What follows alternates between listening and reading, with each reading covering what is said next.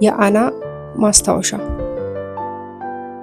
ተርጓሚ አዶኒስ ተራኪ ፋንታ ገብረ ማርያም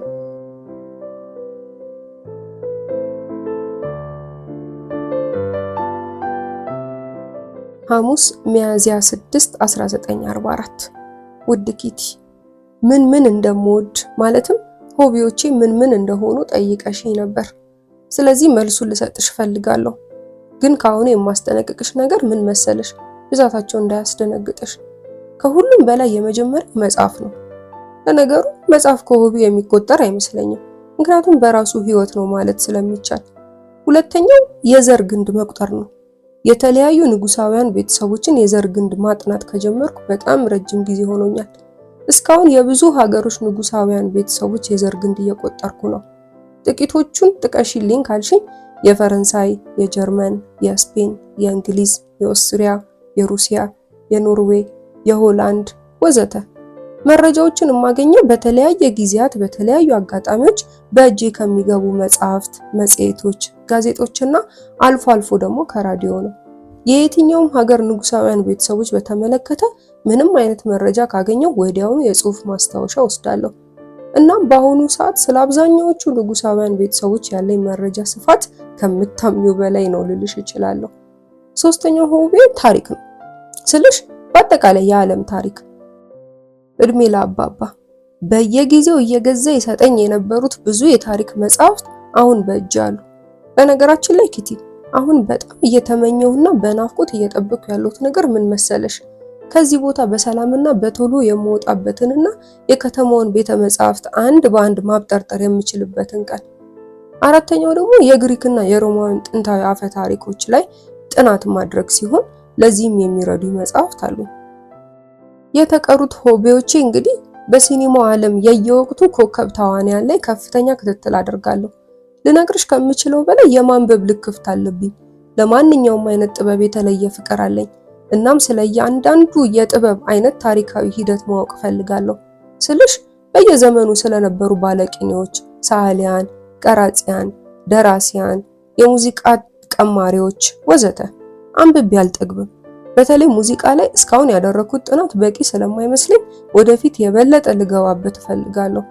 አንድ ሳልጠቅስልሽ ማለፍ የማልፈልገው ነገር ደግሞ አልጀብራ፣ ጂኦሜትሪና ማንኛውም ሂሳብ ነክ ነገር በጣም ያስጠላኛል። በተረፈ በትምህርት ቤት የሚሰጡትንም ሆነ በራሴ የማጠናቸውን ሁሉ ለጉድ ወዳቸዋለሁ። በጣም ያስደስቱኛል። በተለይ ግን ታሪክ። አዎ ኪቲ፣ መኪናውን ወደፊት እያሽከረከረ ላለ ሰው ከፊት ለፊቱ ባለው መስታወት የኋላውን መመልከት አስፈላጊ እንደሆነ ሁሉ ስለ ወደፊቱ ለመገመትም ያለፈውን ማወቅ እጅግ በጣም አስፈላጊ ነው የሚል እምነት አለኝ። ለዚህም ነው ለታሪክ የተለየ ቦታ የምሰጠው። ያንቺው አና።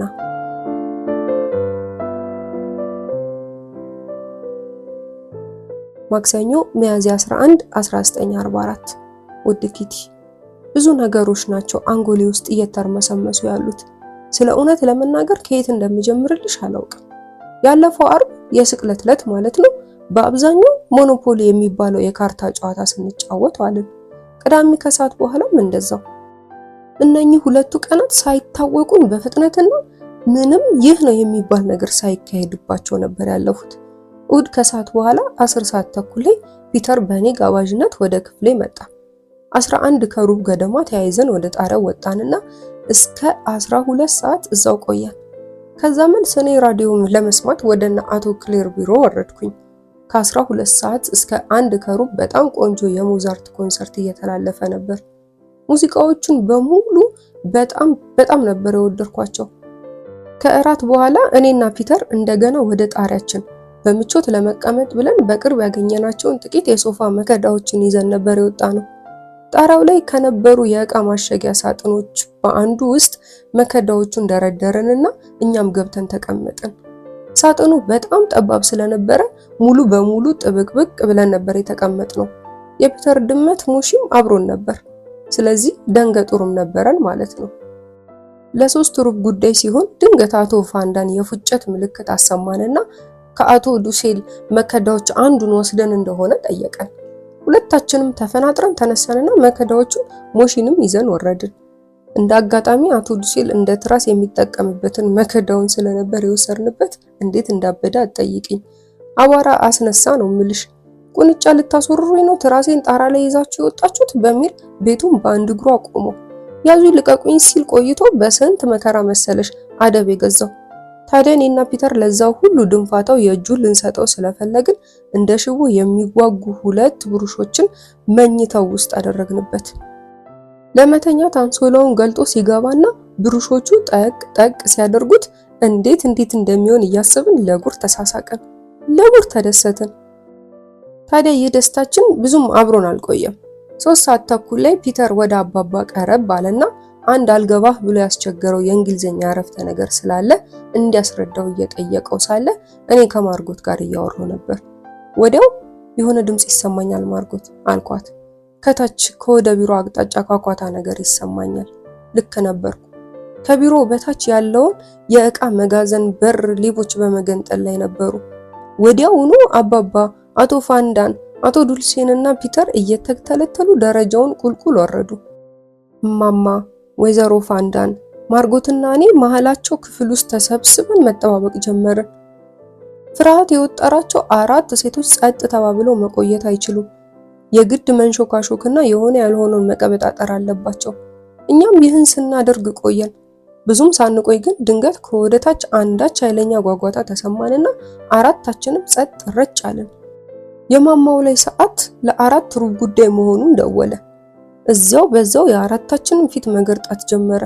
በእያንዳንዷ ሰከንድ ፍርሃታችን እያየለ ሄደ። ግን ከመሃላችን ትንፍሽ የሚል የለም። ወንዶቹን ምን ዋጣቸው? ጓጓታውስ ምን ይሆን? ከሌቦቹ ጋር እየተደባደቡ ይሆን እንዴ? 4 ሰዓት ደረጃውን እየወጣ ወደኛ የሚመጣ ሰው ኮቴ።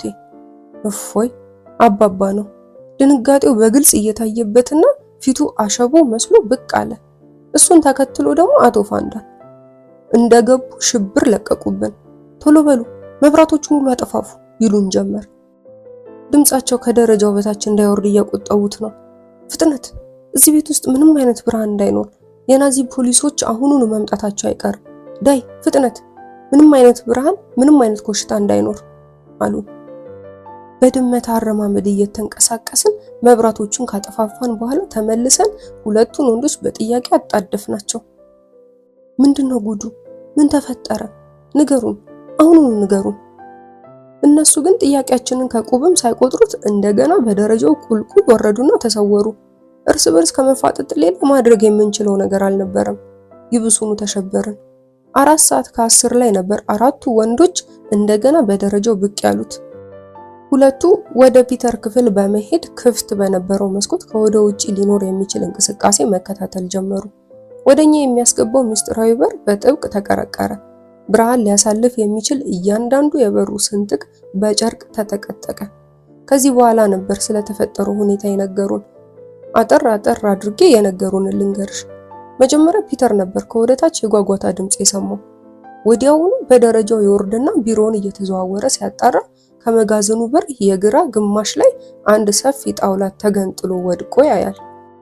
ሮጦ ይመጣና ለአባባ ይነግረዋል። እንግሊዘኛ እንዲያስረዳው አስመስሎ የጠራው ይህን በሚስጥር ሊነግረው ነበር። ከዛ 4ቱም ወንዶች ተከታትለው ይወርዳሉ። ከመጋዘኑ ሲደርሱ ሌቦቹ የበሩን ቀዳዳ ይበልጥ ለማስፋት እየታገሉ ነበር።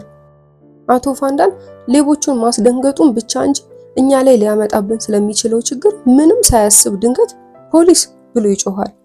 ከወደ ውጪ የሚሯሯጡ ሰዎች ኮቴ ከሰማ በኋላ እንደገና ጸጥታ ይሆናል። ሌቦቹ እግሬ አውጪኝ ብለዋል። ቅኝት የሚዞሩ የናዚ ፖሊሶች ምናልባት ቀዳዳውን ካዩት ግርግር እንዳይፈጥሩ በሚል ስጋት እና አባባ ሰፋፊ ጣውላዎች ፈልገው የበሩን ቀዳዳ ለጊዜው ያህል ይከልሉታል። ግን ብዙም ሳይቆይ የሆነ ሰው ከውጪ ጣውላውን ደህና አድርጎ በካልቾ ቢመታው ተሽቀንጥሮ ወለል ላይ ይወድቃል። በዚያ ሰዓት ወንዶቻችንን አያድርግሽ ኪቲ በየነበሩበት እንደ ድንጋይ ደርቀው ይቀራሉ። የመጨረሻው ሰዓት እንደመጣች እርግጠኛ በመሆን የመጨረሻውን ለማድረግ በልባቸው ይወስናሉ። በተለይ ፒተርና አቶ ፋንዳን ማንም ይሁንማ ያንን በር አልፎ የሚገባን ሁሉ ለመግደል ይቆርጣሉ። አቶ ፋንዳን ይዞት የነበረው ቆንጨራ እጁ ላይ እያመቻቸ ጥግ ይዞ ይጠባበቃል። ይሁን እንጂ ቢያዩ የሚገባ ሰው አልነበረም። እንደገና ሙሉ በሙሉ ጸጥታ ይሆናል። እና አባባ እንደገና የወደቀውን ጣውላ አንስተው ቀዳዳውን ለመሸፈን ይፈልጋሉ። ልክ መንቀሳቀስ ሲጀምሩ ሌላ ችግር። ምናቲም ከበሩ ፊት ለፊት ባለው ጎዳና ባትሪ አብርተው እያለፉ የነበሩ አንድ ወንድና አንዲት ሴት ምናልባትም ባልና ሚስት ቀዳዳውን ሲያዩ ባትሪያቸውን ወደ ቀዳዳው ያነጣጥራሉ። ወደ በሩም መጠጋት ይጀምራሉ። መጋዘኑ በብርሃን መጥለቅለቅ ሲጀምር ጉድ ፈላ ይላል ከወንዶቹ አንዱ። ተበላን እኮ ጎበዝ። እስካሁን የፖሊስ ሚና እየተጫወቱ የነበሩት ወንዶቻችን የፖሊሱን ሚና ይተውና እንደገና የሌቦችን ሚና መጫወት ይጀምራሉ። ኮቴያቸው እንዳይሰማ በእግሮቻቸው ጫፍ እየተረገጡ በሩጫ መጋዘኑ ለቀው ይወጡና ወደኛ የሚያስገባውን በር በጥንቃቄ ከከረቸሙ በኋላ በደረጃው እየተተለተሉ ወደኛ ይገባሉ።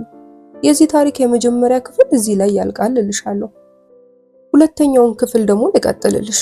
ባለባትሪዎቹ ባልና ሚስት የመጋዘኑ በር ተገንጥሎ ማየታቸውን ይህን ለፖሊስ ሪፖርት አድርገው ይሆናል የሚለው የሁላችንም ግምት ነበር። እንደነገርኩሽ ይህ የሆነው እሁድ ምሽት ነው፣ የፋሲካ እሁድ። በማግስቱም የፋሲካ ሰኞ ስለሆነ ማንም ሰው ወደ ቢሮ ዝር እንደማይል የታወቀ ነው። ስለዚህ እስከ ማክሰኞ ጠዋት ማለትም ሁኔታው እስኪረጋገጥ ማንም ምንም አይነት እንቅስቃሴ ማድረግ አይችልም ማለት ነው። አስቢው ኪቲ፣ ከዚህ ሁሉ ፍርሃት ጋር በሁለት ሌሊትና ለአንድ ቀን ጸጥ ብለሽ መጠበቅ።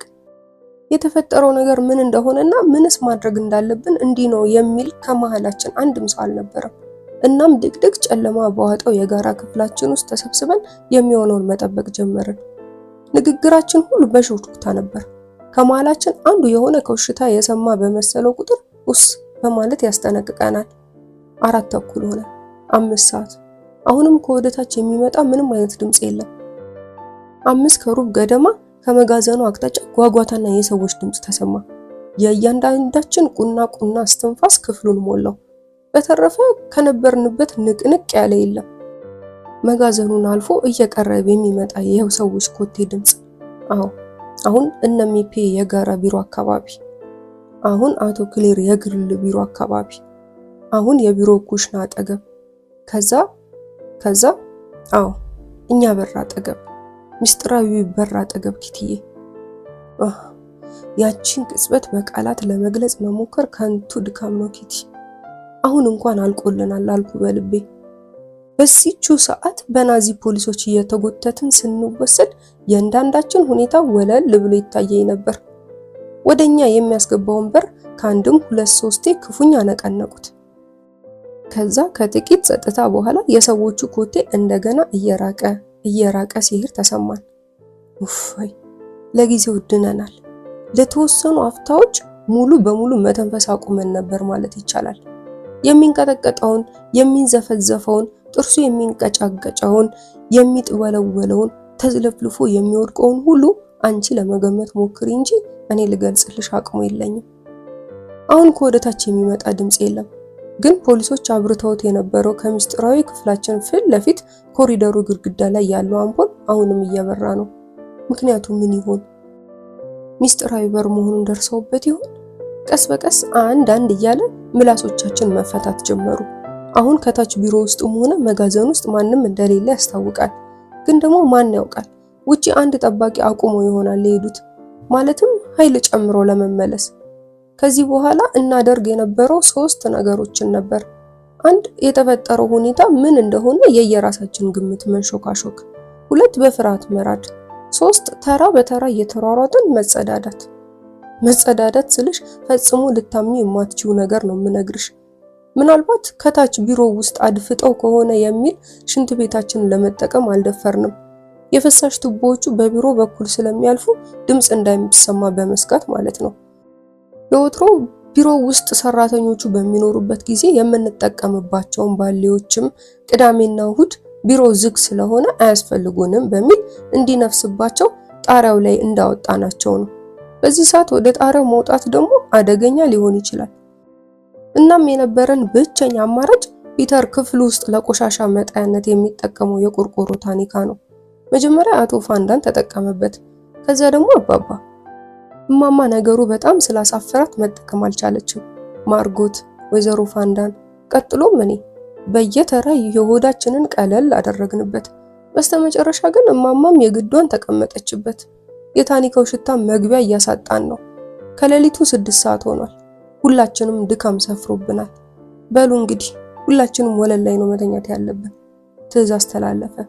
ለእኔና ለማርጎት ለራሳችን ትራስና ብርድ ልብስ ተሰጠን። እሷ ቁም ሳጥኑ አጠገብ፣ እኔ ደግሞ በጠረጴዛው እግሮች መሃል ጋደም ጋደም አለን። ጸጥታ፣ ሹክሹክታ፣ ፍርሃት፣ መጥፎ ሽታ፣ በእንቅልፍ ልብ እያመለጠ የሚሰማ የተቃጠለ አየር ድምፅ፣ በየጥቂት ደቂቃው ብድግ እያለ ወደ ታኒካው የሚሮጥ የሰው ኮቴ ወዘተ። የሆነው ሆኖ 8 ተኩል ገደማ እንደምንም እንቅልፍ ወሰደኝ። 9 ተኩል ላይ ወይዘሮ ፋንዳን እግሮችን ስትንተራሳቸው ነበር እንደገና የነቃሁት። ብዙም ሳይቆይ ወይዘሮ ፋንዳን ብድግ አለችና ሶፋው ላይ ተቀመጠች። በቦታዋ ተተካና አቶ ፋንዳን እግሮችን ተንተርሶ ተኛ። እስከ 9 ተኩል እንዲቹ እንዳፈጠጥኩ የቁጡ የባጡን ሳወጣና ሳወርድ ቆየው። አልፎ አልፎ ሰውነቴ ይንቀጠቀጥ ስለነበረ እግሮቼን የተንተራሰውን አቶ ፋንዳንን እንቅልፍ ሳልነሳው አልቀረውም። ፖሊሶቹ ተመልሰው ቢመጡና ቢያገኙን ለሚሆነው ሁሉ ራሴን በመንፈስ ማዘጋጀት ጀመርኩ። ለማንኛውም ይህን ራዲዮ ከዚህ ቤት ብናጠፋ አይሻልም? ከነ ራዲዮ ከተያዝንስ? ስትል ወይዘሮ ፋንዳን በተቀመጠችበት አኩተመተመች። አዎ ምድጃው ውስጥ ወርውሩትና አቃጥሉት አለ ባለቤቷ። ኤዲያ እኛን ካገኙን ራዲዮኑን ያገኙት፣ የሚያመጣው ለውጥ የለም የአባባ ድምጽ ነበር። እናንተ ሬዲዮኑን ትላላችሁ ሲል አባባ ቀጠለ።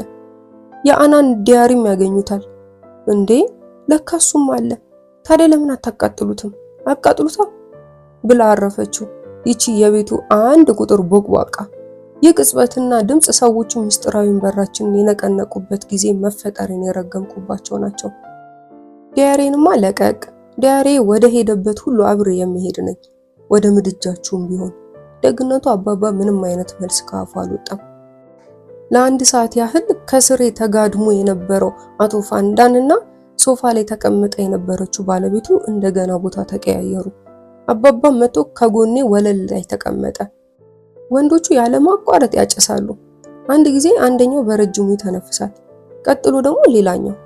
ከሌሊቱ 10 ሰዓት፣ 11 ሰዓት፣ 11 ተኩል እንቅልፍ እምቢ ሲለኝ ተነሳውና ወደ ፒተር ክፍል ሄድኩ።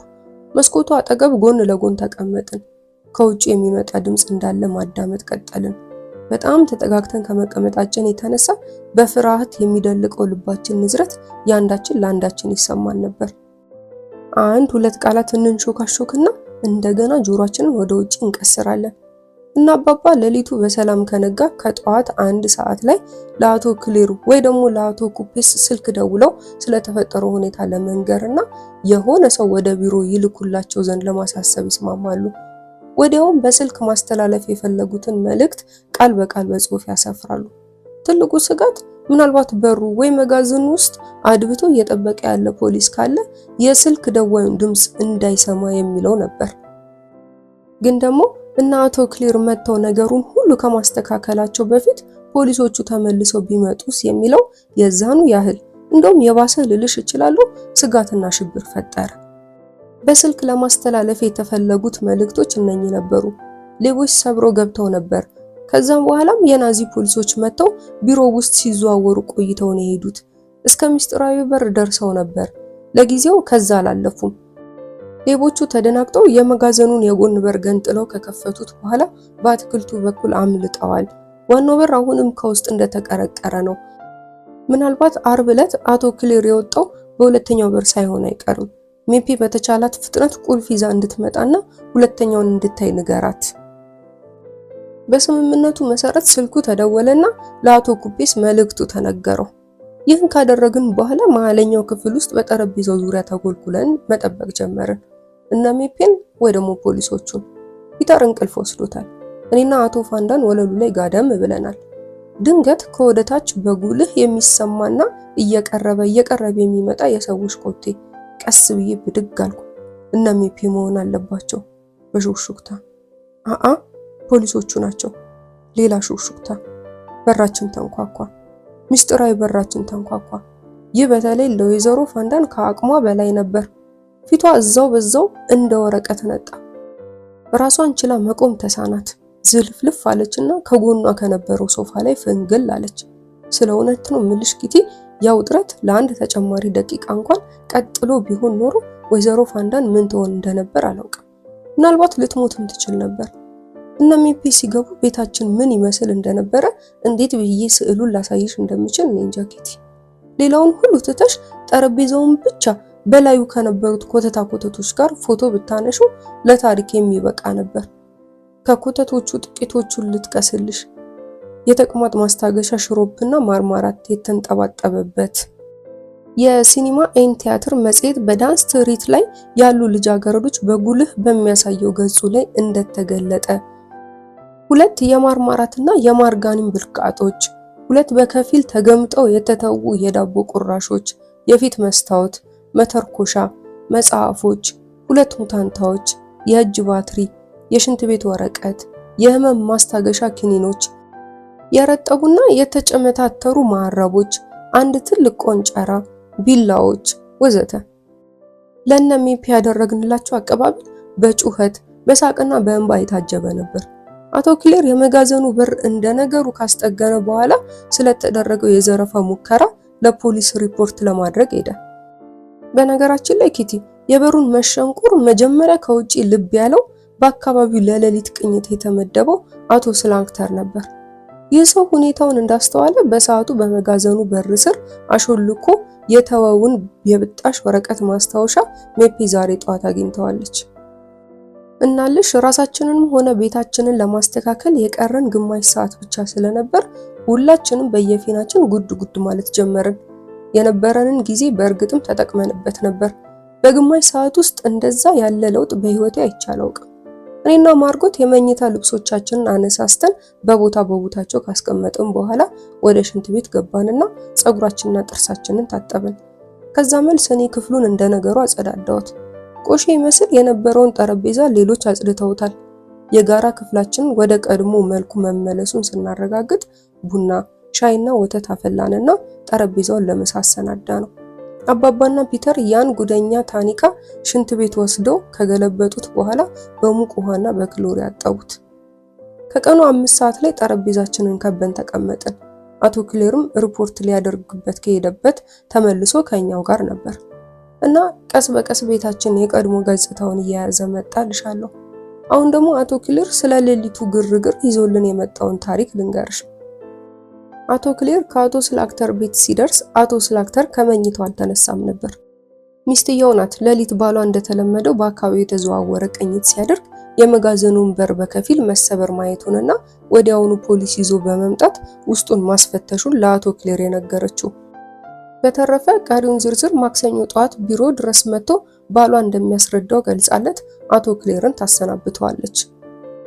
ከአቶ ስላክተር ቤት መልስ አቶ ክሌር ከኛ ህንጻ ትይዩ ከመንገዱ ባሻገር ያለው የምግብ ሸቀጦች ግሮሰሪ ባለቤት የሆነውን ሰውዬ ያገኘዋል። በነገራችን ላይ ኪቲ አብዛኞቹ ምግብ ነክ ሸቀጦች የሚገዙልን ከዚህ ሰው ግሮሰሪ ነው። ሌሊት ሌቦች የቢሮውን መጋዘን ሰብረው ገብተው እንደነበር አቶ ክሌር ሲነግረው አው አውቃለሁ በማለት ቀዝቀዝ ባለ አንደበት ይመልሳል።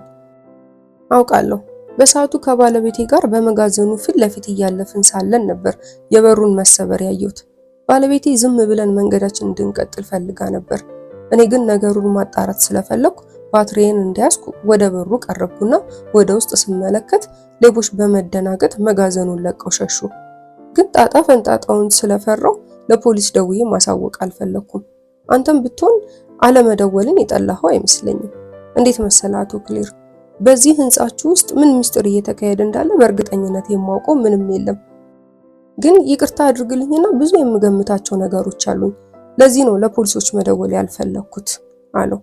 አቶ ክሌር የግሮሰሪውን ሰውዬ ከልቡ አመስግኖት መንገዱን ይቀጥላል። ይህ ሰው የኛን እዚህ ውስጥ መኖር ሊገምት እንደሚችል ምንም ጥርጥር የለውም። ምክንያቱም እና አቶ ክሌር ያዘዙትን ምንም አይነት ሸቀጥ ቢሮ ድረስ የሚያመጣላቸው ምን ጊዜም በምሳ ሰዓት ላይ ሰራተኞቹ ሲበታተኑ ጠብቆ ነው። ተመልከች ኪቲ፣ እንዲህም አይነት ጥሩ ሰው አለ። አቶ ክሌር ተሰናብቶን ሲሄድና የገበታ እቃዎቻችንን አጣጥበን ስንጨርስ ከቀኑ 7 ሰዓት ገደማ ይሆናል። ሁላችንም ድካምና እንቅልፍ እያንገላጀጀን ስለነበር ወዲያውኑ ወደ መኝታዎቻችን አመራን። እኔ ለ9 ሩብ ጉዳይ ሲል ነቃው። እንቅልፍ ያልወጣላቸውን አይኖቼን እያሻሸው ሽንት ቤት ልገባ ስል ተጸራርቶ እየወጣ ከነበረው ፒተር ጋር በሩ ጋር ተጋጨንና እሱ ክፍል እንድንገናኝ ተነጋገርን። ተጣጥቤና ተቀባብቼ እንደጨረስኩኝ ወደ ፒተር ክፍል ሄድኩኝ። ገብቼ ብዙም ሳልቆይ ወደ ጣራው ለመውጣት አሁን ድፍረቱ አለሽ ሲል ጠየቀኝ። ራሴን በመነቅነቅ አዎንታዬን ገለጽኩለትና ተያይዘን ወደ ጣሪያችን። አየሩ ነፋሻና የማይጠገብ ነበር። ፒተር እጁን ትከሻዬ ላይ ጣል አደረገና ወደ ራሱ ጠጋ አደረገኝ። እኔም ወገቡን እቅፍ አደረኩት። ከርቀት ሳይረኖቻቸውን እያጫጫሁ ውር ውር የሚሉ የፖሊስ መኪናዎች ድምጽ ይሰማናል። ደንታም የሰጠን እንዳይመስልሽ እንደተቃቀፍን በጸጥታ ቆየን። 10 ሰዓት ላይ ማርጎት ለቡና ስጠራን ነበር የተላቀቅነው። መሀከለኛው የጋራ ክፍል ውስጥ የተሰባሰብነው የምስጢራዊ ቤት ሰዎች ዳቦችንን ከበላንና ቡናችንን ከጠጣን በኋላ በመጠኑም ቢሆን ተቀላልደን ተሳሳቀን። ይመስገን ነው እንደገና ለዚህ በቃን። ሁሉም ነገር እንደወትሮ ቀጠለ። ምሽት ላይ ለፒተር አድናቆቴንና ምስጋናዬን ገለጽኩለት። በእርግጥም ሌሊቱን ሙሉ ፒተር ላይ ያየሁት ወኔና ቆራጥነት ሁላችንንም የሚያስደንቅ ነበር። ከምስጢራዊ ቤት ሰዎች መሃል ማናችንም ብንሆን በእሁድ ሌሊቱ አይነት አስፈሪ አደጋ ውስጥ አልፈን አናውቅም። ስለ እውነት ነው የምልሽ ኪቲ፣ ያን ዕለት እግዚአብሔር በጣም የሚደነቅ ጋሻ ነበር የሆነልን። እስቲ አስቢው፣ የናዚ ፖሊሶች ምስጢራዊ በራችንን እስከ መነቅነቅ ደርሰው፣ ግን ይኸው አሁንም በህይወት አለን። ከእጃቸው አልገባንም። እንደ ግሪሳ ድንገት የሚደርሱት የጦር አውሮፕላኖች በላያችን ላይ ሲያጓሩና የቦምብ ማት ሲያዘንቡብን እንኳን የምንጨነቀው እኮ ለኛው ለራሳችን ብቻ ነው። የእሁድ ሌሊቱ አይነት አደጋ ግን የሚፈጥርብን ጭንቀት 10 እጅ ይከፋል። ምክንያቱም እኛ ተገኘን ማለት ለዚህ ሁሉ ጊዜ እዚህ ውስጥ ደብቀው ህይወታችንን ለማትረፍ ሲጥሩ የከረሙት ደግ ሰዎችንም አለቀላቸው ማለት ነው። ይህ ነው ጭንቀታችንን እጥፍ ድርብ የሚያደርገው። ለማንኛውም ምንም የማይሳንን ፈጣሪያችን ከጉድ አውጥተናል። አሁንም በዚሁ ቀጥል ብያለሁ። ከአደጋው በኋላ በቤታችን ውስጥ ብዙ ለውጦች ተደርገዋል። አቶ ዱሴል እንደ ቀድሞ ማታ ማታ አቶ ክሌር ቢሮ ውስጥ መቀመጡን ትቷል። ብቻውን መሆን ሲፈልግ ሽንት ቤት ነው የሚሄደው። ፒተር ምን ጊዜም ከምሽቱ 2 ተኩል እስከ ምሽቱ 3 ተኩል ላይ ቢሮውንና መጋዘኑን እየተዘዋወረ ሁሉንም ነገር የማጣራት ኃላፊነት ተሰጥቶታል። እድሜ ለእሁድ ሌሊቱ አደጋ። የምስጢራዊ ቤት ነዋሪዎች ለመጀመሪያ ጊዜ ጫን ያለ ግሳጼ ከደጋጎቹ ረዳቶቻችን ደረሰን። አቶ ክሌር ስለ ግዴለሽነታችን ተቆጣን። ሜፔም እንዲሁ። ገና ለገና ጓጓታ ሰማን ብለው እና አባባ ወደ ቢሮ መውረዳቸው የለየለት የእብደት ስራ እንደነበረ ነገሩን። ለወደፊቱም ቢሆን አይደለም ጓጓታ፣ እሳት እንኳን ቢነሳ ከዚህ ካለንበት ንቅንቅ ማለት እንደሌለብን አስጠነቀቁን። እኛ የአደጋ ጊዜ ፈጥኖ ደራሾች ሳንሆን ሞትን ተደብቀን የምንኖር አይሁዶች መሆናችንን አስታወሱን። የሚሆነው እስኪሆን ድረስ ከዚህ ምስጢራዊ ቤት ቅስቅስ ስላንን በማይታይ ሰንሰለት የተጠፈርን አይሁዶች መሆናችንን 1000 ግዴታዎች እንጂ አንድም መብት የሌለን ፍጡራን በመሆናችን ወኔያችንና ጽናታችን ሳይርቀን በጥንካሬ መጠበቅ አለብን። ህይወታችንን ለማትረፍ ያቅማችንን ብቻ መጣርና የቀረውን ለእግዚአብሔር መተው አለብን። አንድ ቀን ይህ ሁሉ ያልፋል። እንዲያው በደፈናው አይሁዶች ብቻ ሳይሆን ሰዎች ተብለን የምንጠራበት ጊዜ ይመጣል። ግን ማን ይሆን ለዚህ ሁሉ ጣጣ የዳረገን? ማን ነው እኛ አይሁዶችን ከሌሎች ህዝቦች የተለየን እንድንሆን ያደረገን? ማን ነው እስከዛሬ ይህን ሁሉ መከራ ይህን ሁሉ አሳር እንዝቅ ዘንድ የፈቀደ? አዎ የሆነውን ሁሉ እንድንሆን ያደረገን እግዚአብሔር ነው። ግን ከገባንበት ከጥልቁ ዳግም የሚያወጣን እግዚአብሔር ነው። ይህን ሁሉ የመከራ ማዕት እንደምንም ችለን ከቆየንና ምናልባት ከጥፋቱ የምንተርፍ ጥቂት አይሁዶች ከተገኘን ይህ ክፉ ጊዜ ያለፈ ዕለት አይሁዶች ጠፍተን በመቅረትና በመረሳት ፈንታ ወድቆ የመነሳት ምሳሌ እንሆናለን። ብርታት አይለየን። ማማረሩን ትተን ራሳችንን በህይወት የማቆየት ግዴታችንን ብቻ ለመወጣት የአቅማችንን እንጣር። በተረፈ መፍትሄው በራሱ ጊዜ ይመጣል፣ የሚሆነውም ይሆናል። አንድ ሀቅ ግን አንዘንጋ፣ እግዚአብሔር ህዝባችንን ከርቶት አያውቅም። ዘመን መቆጠር ከጀመረ ጊዜ ጀምሮ አይሁዶች ነበሩ። በየዘመኑ ለስቃይና ለስደት ሲዳረጉ ኖረዋል። ግን ደግሞ ጥንካሬያቸውም የመጣው ከዚሁ ነው። ይገርምሻል ኪትዬ፣ ለምን እንደሆነ እኔ እንጃ እሁድ ሌሊት የቀውጡ ጊዜ መሞት እንዳለብኝ ተሰምቶኝ ነበር። የፖሊሶቹን መምጣት ነበር የምጠብቀው ስልሽ ራሴን በጣም አዘጋጅቼው ነበር፣ ልክ በተጧጧፈ ውጊያ መሃል እንዳለ ወታደር። አሁን ግን ከአደጋው ተረፍኩ አይደል? ሌላ ነገር እየተመኘው ነው። አዎ ይህ ጦርነት እንደተጠናቀቀ የመጀመሪያው ምኞቴ ሆላንዳዊ ለመሆን ነው። ሆላንዶችን በጣም ነው የምወዳቸው። ይሄን ሀገር በጣም እወደዋለሁ። ቋንቋቸውንም በጣም ስለምወደው እዚሁ መኖርና መስራት ነው የምፈልገው። የዛ ሰው ይበለኝ እንጂ ይህ ዓላማዬ ተሳክቶ እስከማይ የማልዋጥጠው ሰማይ አይኖርም። ንግስቲቱን ራሷን በደብዳቤ ከመጠየቅ ወደ ኋላ አልልም። ከቤተሰቦቼ ተጽዕኖ ሙሉ በሙሉ ለመላቀቅ እያደረኩት ያለው ጥረት በየዕለቱ የተሻለ ውጤት እያሳየኝ ነው።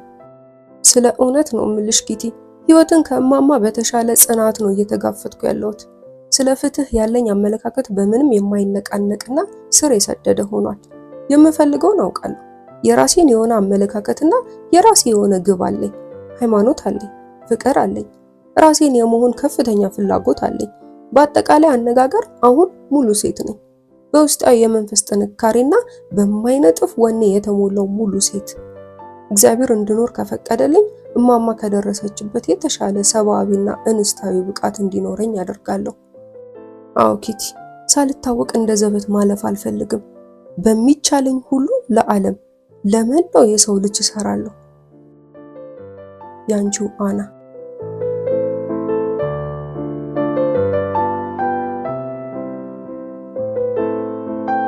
አርብ ሚያዝያ 14 1944። ውድ ኪቲ፣ ከበቀደም ለታው ግርግር ጀምሮ የቤታችን ድባብ አሁንም እንዳንዳች የሚጫጫን ነው። ብርቱ የሚባለው አባባ እንኳን ሞቆ ፈልቶ ሊተን ምንም አልቀረውም። ወይዘሮ ፋንዳን ኃይለኛ ጉንፋን ይዟት አልጋ ይዛለች። ከታች ሰራተኞቹ ሁሉ ቢሮውን ለቀው ከሄዱ ዕለት ጀምሮ አፍንጫዋን እንደ ትራምፔት ስታስጮህ ነው የምታመሸው። አቶ ፋንዳን ከቀን ወደ ቀን እየገረጣ ብራና መስሏል። አቶ ዱሴል የገዛ ምቾቱን ለመጠበቅ ያደርጋቸው ከነበሩት ልማዶቹ አብዛኞቹን ለመተው ስለተገደደ እንደ ፈላስፋ አንድ ቦታ ተጎልቶ ጢሙን ሲያፍተለትል ነው የሚውለውና የሚያመሸው። የተቀረነውም በየራሳችን መንገድ የቤቱን አጠቃላይ ድባብ እያንጸባረቅን ነው። ብቻ ምን አለፋሽ ኪቲ፣ ሰሞኑን እድል ከኛ ጋር እንዳልሆነች ምንም የሚጠያየቅ ጉዳይ አይደለም። በዚህ ላይ የሽንት ቤታችን ቧንቧ ተበላሽቶ ውሃ ወደ ወለሉ እያንቆረቆረ ነው። ወለሉም ያለ ወትሮ ወደ ታችኛው ክፍል ማንጠባጠብ ጀምሯል። ደግነቱ ይሄ እንኳን እድሜ ለረዳቶቻችን በቅርቡ ሊስተካከልልን የሚችል ነገር ነው። እኛን ራሳችን ማን እንደሚያስተካክለንና ወደ ወትሮ ስሜታችን እንደሚመልሰን እንጃለን እንጂ። ይገርምሻል ኪቲ፣ አይምሮዬ በዚህ ሁሉ ጭጋግ መሃል መፈናፈኛ አጥቶ ሳለ እንኳን አልፎ አልፎ ለጥቂት ሀፍታዎችም ቢሆን ብልጭ ብሎ ድርግም የሚል የደስታ ስሜት እንደ ዘበት ጎብኘት አድርጎኝ የሚያልፍበት ጊዜ ጥቂት አይደለም። እንደ እድልም ሆኖ ከጭጋጉ ለመውጣትና ለቅጽበት ታዕልም ቢሆን ሐሴትን ለማግኘት ትንሽ ነገር ነው የሚበቃኝ። ለምሳሌ ከፒተር ጋር ትከሻ ለትከሻ ተቃቅፈንና በጣም ተጠቃቅተን እሱ በአንደኛው እጁ ከፀጉሬ ከርሎች አንዱን ይዞ ጣቶቹ ላይ እየጠመጠመና እየተረተረ ሲጫወትበት፣ ውጪ በነፃነት የሚቦርቁትን ወፎች ጫጫታ ስሰማ፣ ቅጠሎቻቸውን ሙሉ በሙሉ አርግፈው ከርመው እንደገና አረንጓዴ በመልበስ ላይ ያሉትን ዛፎች ሳይ፣ ወደ ጣሪያው ብቅ ብዬ ሙቀቱም ሆነ ብርሃኗ ከማይጠገበው ፀሐይ ፊት ለፊት ስቆም፣ ጥርት ያለውን ሰማይ ቀና ብዬ ሳየው፣ ብቻ ስንቱን ልንገርሽ ኪቲ። በነገራችን ላይ ትናንሽ በሚመስሉ ነገሮች እንደምማረረው ሁሉ ትናንሽ ከሚመስሉ ነገሮች ነው ደስታዬንም የማገኘው። በተረፈ በአጠቃላይ አነጋገር ሚስጥራዊ ቤት በአሁኑ ሰዓት ምን ይመስላል ካልሽ፣ የእህታ አይነት በረጅሙ በሚተነፍሱ አሁንም ጣቶቻቸውን በሚያንቋቁ በየ5 ደቂቃው በሚያዛጉና በሚያንጠራሩ ግንባራቸውን ባገማጨጩ ምንም አይነት ወሬ ማውራትም ሆነ መስማት ባስጠላቸው በአጭር አማርኛ ቆሌ በራቃቸው ሰዎች የተሞላ ነው። ይህን ህይወት 2 ዓመት ሙሉ እንዳልቆየንበት ሁሉ ድንገተኛ ማት የወረደብን ነው ምን መስለው። በበኩሌ ሳናጋነውም የቀረን አይመስለኝም። እውነቱ ይነገር ከተባለ የደረሰብሽ ማንኛውም አይነት ችግር አንቺ ያጎላሽውን ያህል ሊጎላ ይችላል። ከመሃላችን ነገሮችን ረገብ አድርጎ የመውሰድን አራያ ማሳየት የቻለ ሰው የለም። አባባም ቢሆን አይዟችሁ ይላል እንጂ እሱ ራሱ አይዞህ ሊባል የሚገባው መሆኑ ያስታውቅበታል። እያንዳንዱ ሰው ስሜቱን ለመግዛት በመጣር ፈንታ በየፊናው ሲያማርር ነው የሚሰማው። አረ እንደው ወደዛ የሚሆነው በሆነና በገላገልን። ይህ አባባልማ እንዴት ለጆሮሽ እስከሚታክትሽ ድረስ እንደሚደጋገም አትጠይቂኝ። እውነቱን ንገሪኝ ካልሽኝ ኪትዬ ዛሬ በመጠኑ ወፈፍ እያደረገኝ ነው። ግን ደግሞ ምክንያቱን ብትጠይቂ ልነግርሽ አልችልም። እንዲሁ ብቻ ደርሶ ግልፍ ደርሶ ጭንቅ ይለኛል። ሁሉም ነገር ዝብርቅርቅ ብሎብኛል። አንደኛው ክስተት ከሌላኛው የሚያያዝበት ውሉ እየጠፋኝ ነው። እናም ለእነዚህ ለምቸከችካቸው ነገሮች ሁሉ ወደፊት ማንም ምንም ግድ ላይኖረው ይችላል የሚል ጥርጣሬ ከየት እንደመጣብኝ ሳላውቅ ድንገት ከፊቴ ገጭ ብሎ የወትሮ የመጻፍ ሞራሌን እስከ መፈታተን ደርሷል። ከጦርነቱ በኋላ ዳያሪዎችን ስለማሰባሰብ የሚያወሩት እና አቶ ቦልከንስታይንም ዳያሪን እርባና ያለው ሆኖ እንደማያገኙት ነው እየተሰማኝ ያለው። ይሁን እንጂ ጌቲ፣ ምድርና ሰማይ ቦታቸውን ቢቀያየሩ እንኳን መጻፌን እንደማልተው ቃል እገባልሻለሁ። ያንቺው አና።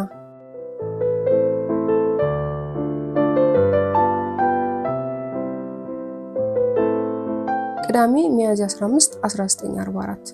ውድ ኪቲ፣ በጣጣ ላይ ሌላ ጣጣ። አረ መቼ ይሆን ማለቂያው? ይህን ጥያቄ አሁን ራሳችንን ብንጠይቅ እውነት አለን።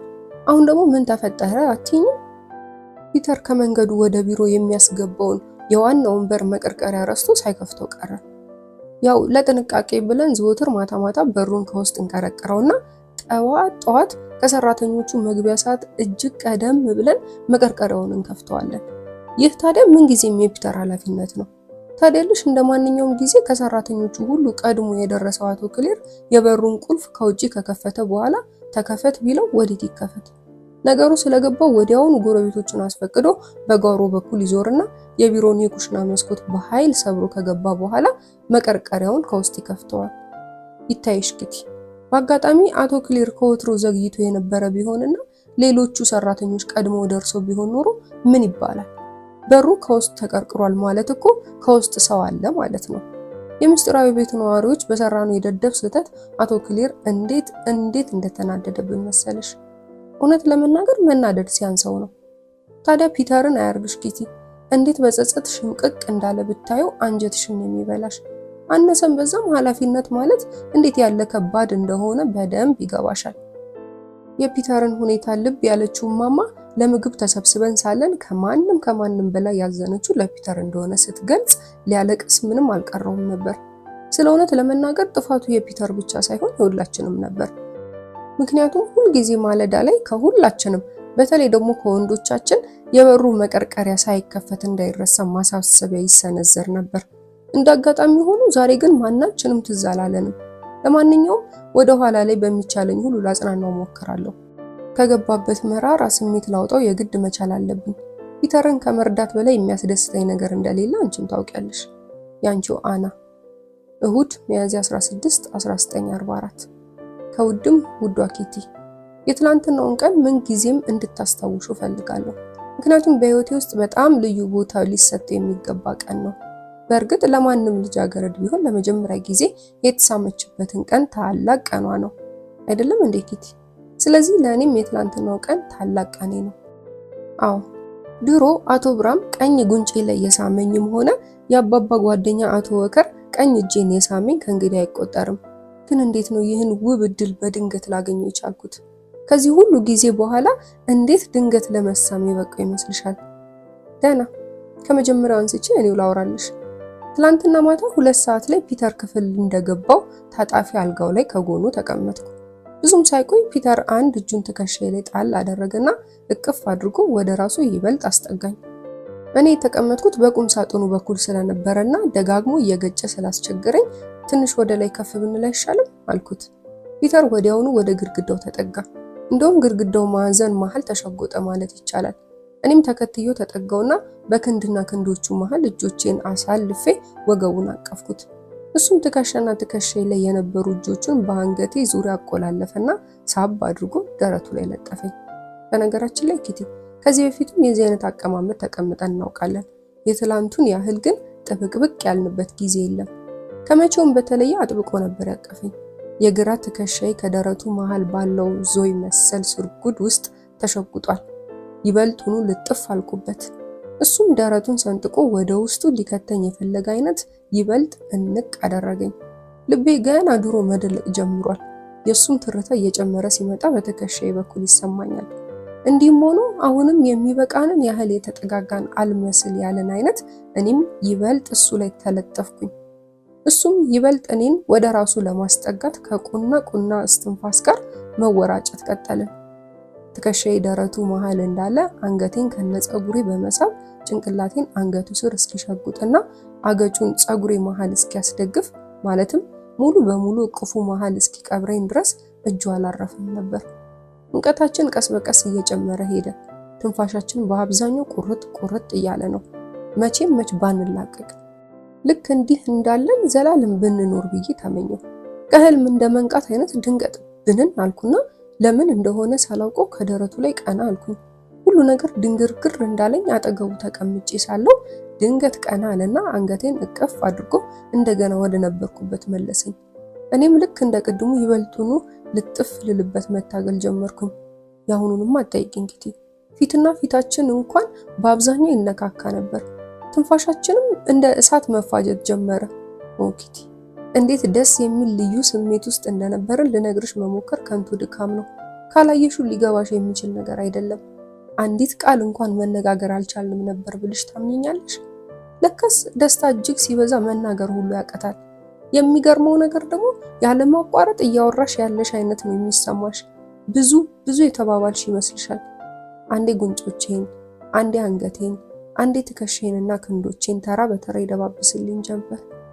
አዎ አደባበሱ በሲኒማ እንደማየው አይነት የተረጋጋና ስልት ያለው አልነበረም። እንደዛ አለመሆኑ ግን ይብሱን ወደድኩለት። አልፎ አልፎ ደግሞ የፀጉሬን ከርሎች ተራ በተራ እየዘረጋና እየጠመጠመ አይኔን ትክ ብሎ ያይ ነበር።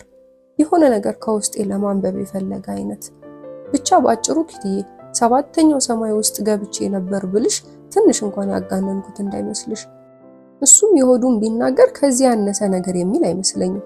ለማንኛውም ኪቲ ከግማሽ ሰዓት እንቡሼ ገላ በኋላ ማለትም ከምሽቱ 2:30 ገደማ ላይ ሞታችንን ተላቀቅንልሻለሁ። መላቀቁ ደግሞ እንዴት ከባድ መሰለሽ። የሆነ አካልሽ ተቆርጦ የቀረ አይነት ስሜት ነው የሚሰማሽ። እኔ ፀጉሬን ማስተካከል ምናምን ሲጀምር ፒተርም እንደተለመደው ስኒከር ጫማውን ማጥለቅ ጀመረ። እንደተለመደው ስልሽ ያው ምን ጊዜም በዚህ ሰዓት ወደ ታችኛው ቢሮ ወርዶ ሁኔታዎችን የማጣራትና ዋናውን በርም ከውስጥ የመቀርቀር ኃላፊነት ስለተጣለበት ኮቴው እንዳይሰማበት በሚል ስኒከር ጫማውን ነው የሚጠቀመው። ዓለማችንን ስንቀጭ ከቆየንበት ታጣፊ አልጋ ላይ ቀድሞ የተነሳው እሱ ነበር። ወዲያው ግን እኔም ብድግ አልኩና ከጎኑ ቆምኩኝ። ወይ ጉዳችን ኪቲ፣ እንደገና ተፋጠጥንልሽ። እንደ አዲስ አይኔን እያየ ፀጉሬን መነካካት፣ ፊቴን መደባበስ ጀመረ። እኔም የማደርገው እንደጠፋኝ በግልጽ በሚያስታውቅብኝ ሁኔታ የሸሚዙን ኮሌታና ቁልፍ መነካካት፣ መቁለጭለጭ ምናምን ጀመርኩ። ከዛ እንዴት እንደሆነ እንጃ ብቻ ድንገት አፈፍ አደረገና እንቅ አድርጎ ሳመኝ።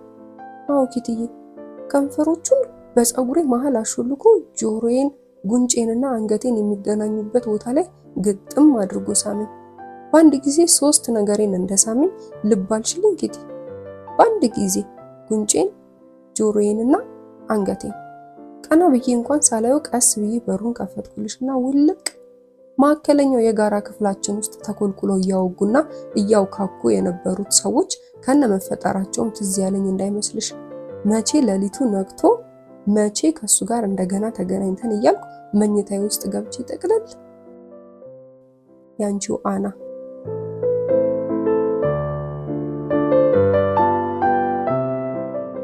ሰኞ ሚያዝያ 17 1944።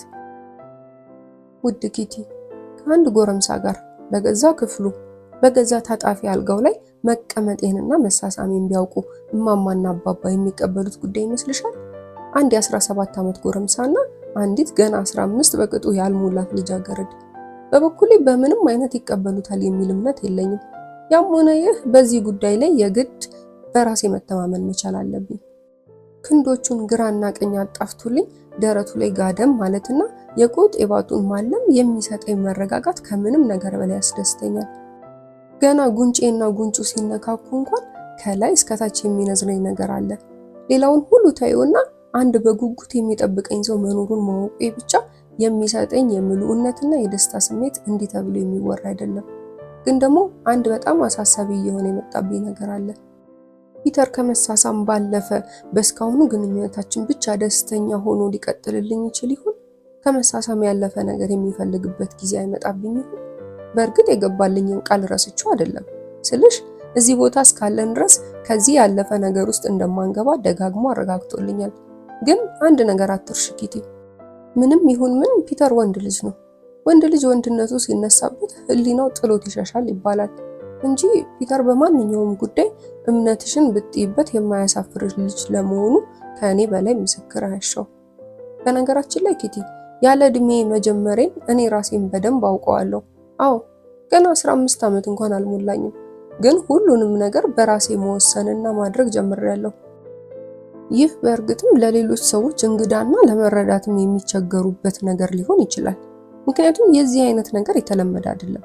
ለምሳሌ ማርጎትን ብትወስቻት የሆነ አይነት ቃል ኪዳን ወይ የጋብቻ ውል ውስጥ ካልገባች በቀር በምንም ተአምር ከወንድ ልጅ ጋር ለመሳሳም እንደማትፈቅድ 100% እርግጠኛ ሆኜ ልነግርሽ እችላለሁ። በፍጹም ንክች አታደርገውም። በአንጻሩ ግን እኔም ሆንኩ ፒተር እንዲህ አይነት ነገር ከነመኖሩም ትዝ ብሎን አያውቅም። እማማም ብትሆን ከአባባ ፊት ወንድ ብሎ ነገር በደረሰበት እንዳልደረሰች በጣም እርግጠኛ ነኝ። የትምህርት ቤቴ የልጃገረድ ጓደኞቼ ጉዴም ቢሰሙ ምን ይሉ ይሆን ኪቲ? እውነቴን እኮ ነው። በዚህ እድሜ ከፒተር ጋር የፍቅር ወሬ እንደማወራ፣ እንደምተቃቀፍ፣ እንደምተሻሽ ከዚህም አልፌ እንደምሳሳም ቢያውቁ ምን ይሉ ይሆን? ወይ አና ፍራንክ እንዲህ ያለችው ቅሌታም ሆነች ታርፊው። ግን ምኑ ላይ ነው ቅሌታምነቴ? ስለ እውነት እንነጋገር ከተባለ እኔስ ሆንኩ ፒተር ምንድነው ጥፋታችን እንዴ? እኛ እኮ ለዚህ ሁሉ ጊዜ እዚህ የምድር ጉድጓድ የሆነ ቦታ ውስጥ ታሽገን ከመላው ዓለም ተቆራርጠን የእኩዮቻችን አይነት ነፃነት ተነፍገን ነገ እንሙት ዛሬ ለማናውቅበት ክፉ ዕጣ ተዳርገን የምንገኝ ሁለት መከረኛ ወጣቶች ነን። እና ለምንድነው ይህን ያህል እየተዋደድን ሳለን ተራርቀን መቆየት ያለብን? ለምንድነው ትክክለኛውን እድሜ መጠበቅ ያለብን? ቀድሞ ነገር ስለ ሌሎች አመለካከት ልንጨነቅ የሚገባን ምን ምክንያት አለ? ይሄ እኮ ሲዳላ ነው። ለማንኛውም ራሴን ካላስፈላጊ ስህተትና ሊያስከትል ከሚችለውም ችግር የመጠበቁን ኃላፊነት በራሴ ላይ ጥየዋለሁ።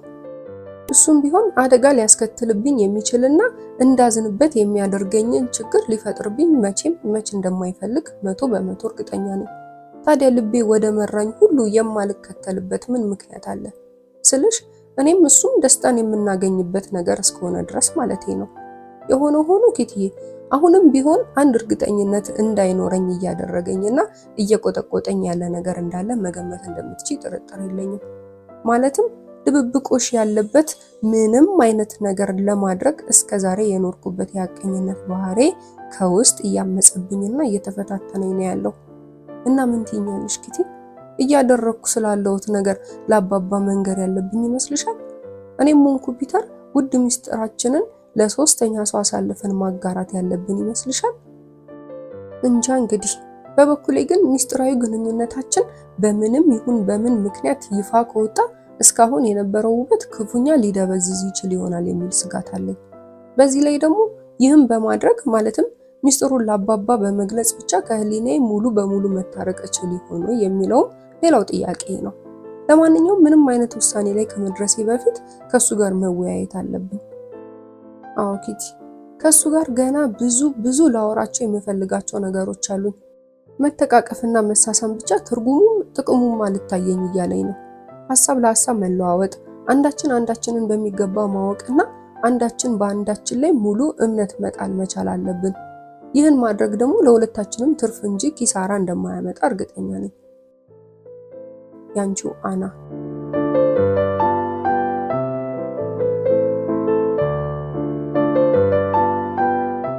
ማክሰኞ ሚያዝያ 18 1944።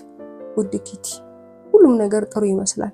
አባባ የህብረ ብሔሩ ጦርነት በሩሲያና ጣሊያን ውስጥ እንዲሁም በምዕራብ በሚገኘው የናዚዎች ጦር ላይ ስፋት ያለው የወረራ ኦፕሬሽን ከግንቦት 20 በፊት እንደሚጀመር በእርግጠኝነት እየጠበቀ መሆኑን ነገረን።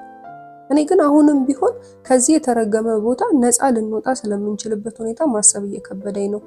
እውን የመሆኑ ነገር ፈጽሞ ሊታየኝ አልቻለም። ትናንትና እኔና ፒተር ወደ ቀድሞ አይነቱ ወግ ጥረቃችን ተመለስን ስልሽ ያው እንደነገርኩሽ ሰሞኑን ማለትም ቢያንስ ላለፉት 10 ቀናት ወሬ ብሎ ነገር ትተን መተሻሸት፣ መሳሳም ወይ ደግሞ ተቃቅፈን በጸጥታ ለጥ ማለት ብቻ ነበር። እናም ስለ ልጃገረዶች ሁሉን ነገር በዝርዝር አስረዳሁት። በጣም ሚስጥር ስለሚባሉት እንስት ነክ ጉዳዮች እንኳን ከመንገር ወደ ኋላ አላልኩም።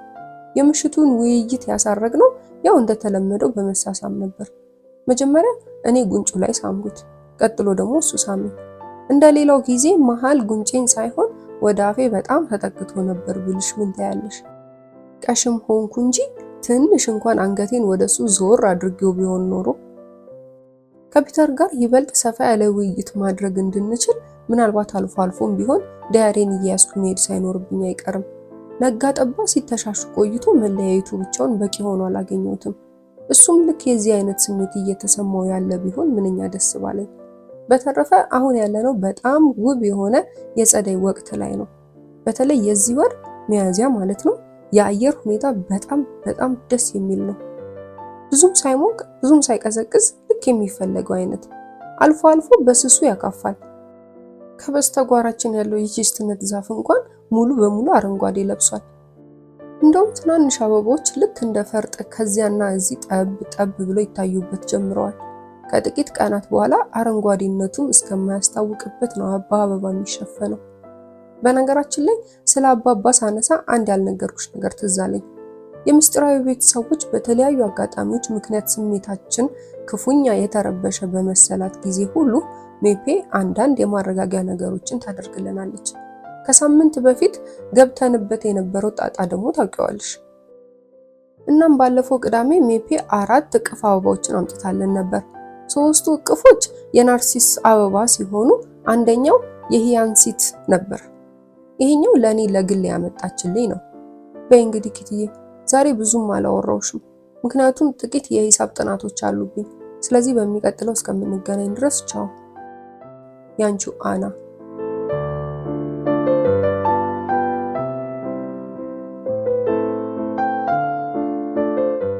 ረቡዕ ሚያዝያ 19 1944።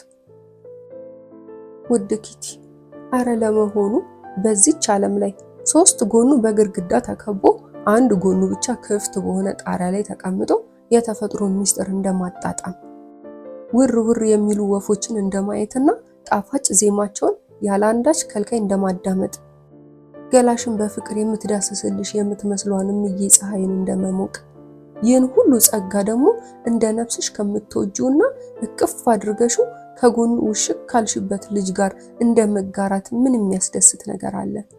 ኦ ኪቲ፣ ሽንጤ ላይ ጥምጥም ብለው ያቀፉኝ እጆቹ ሙቀት ሲሰማኝ፣ ለጊዜውም ቢሆን አጠገቤ መሆኑ ሲታወቀኝ እንዴት አይነት መረጋጋት፣ እንዴት አይነት ሰላም እንደማገኝ ልነግርሽ አልችልም። አዎ በምንም አይነት ቃላት መሰበር የሌለበት፣ በምንም አይነት ንግግር ሊደፈርስ የማይገባው ጸጥ ተባብለሽ የምታጣጥሚው ልዩና ለጉዱ ዘና የሚያደርግሽ ስሜት። እውነቴን ነው የምልሽ ኪቲ፣ ሌላውን ተይውና ሞሺ እንኳን ብቅ ባላለብንና በድመት ኮቴው ባረበሽን የሚያሰኝ አይነት የመረጋጋት ስሜት ነው። ያንቺው አና።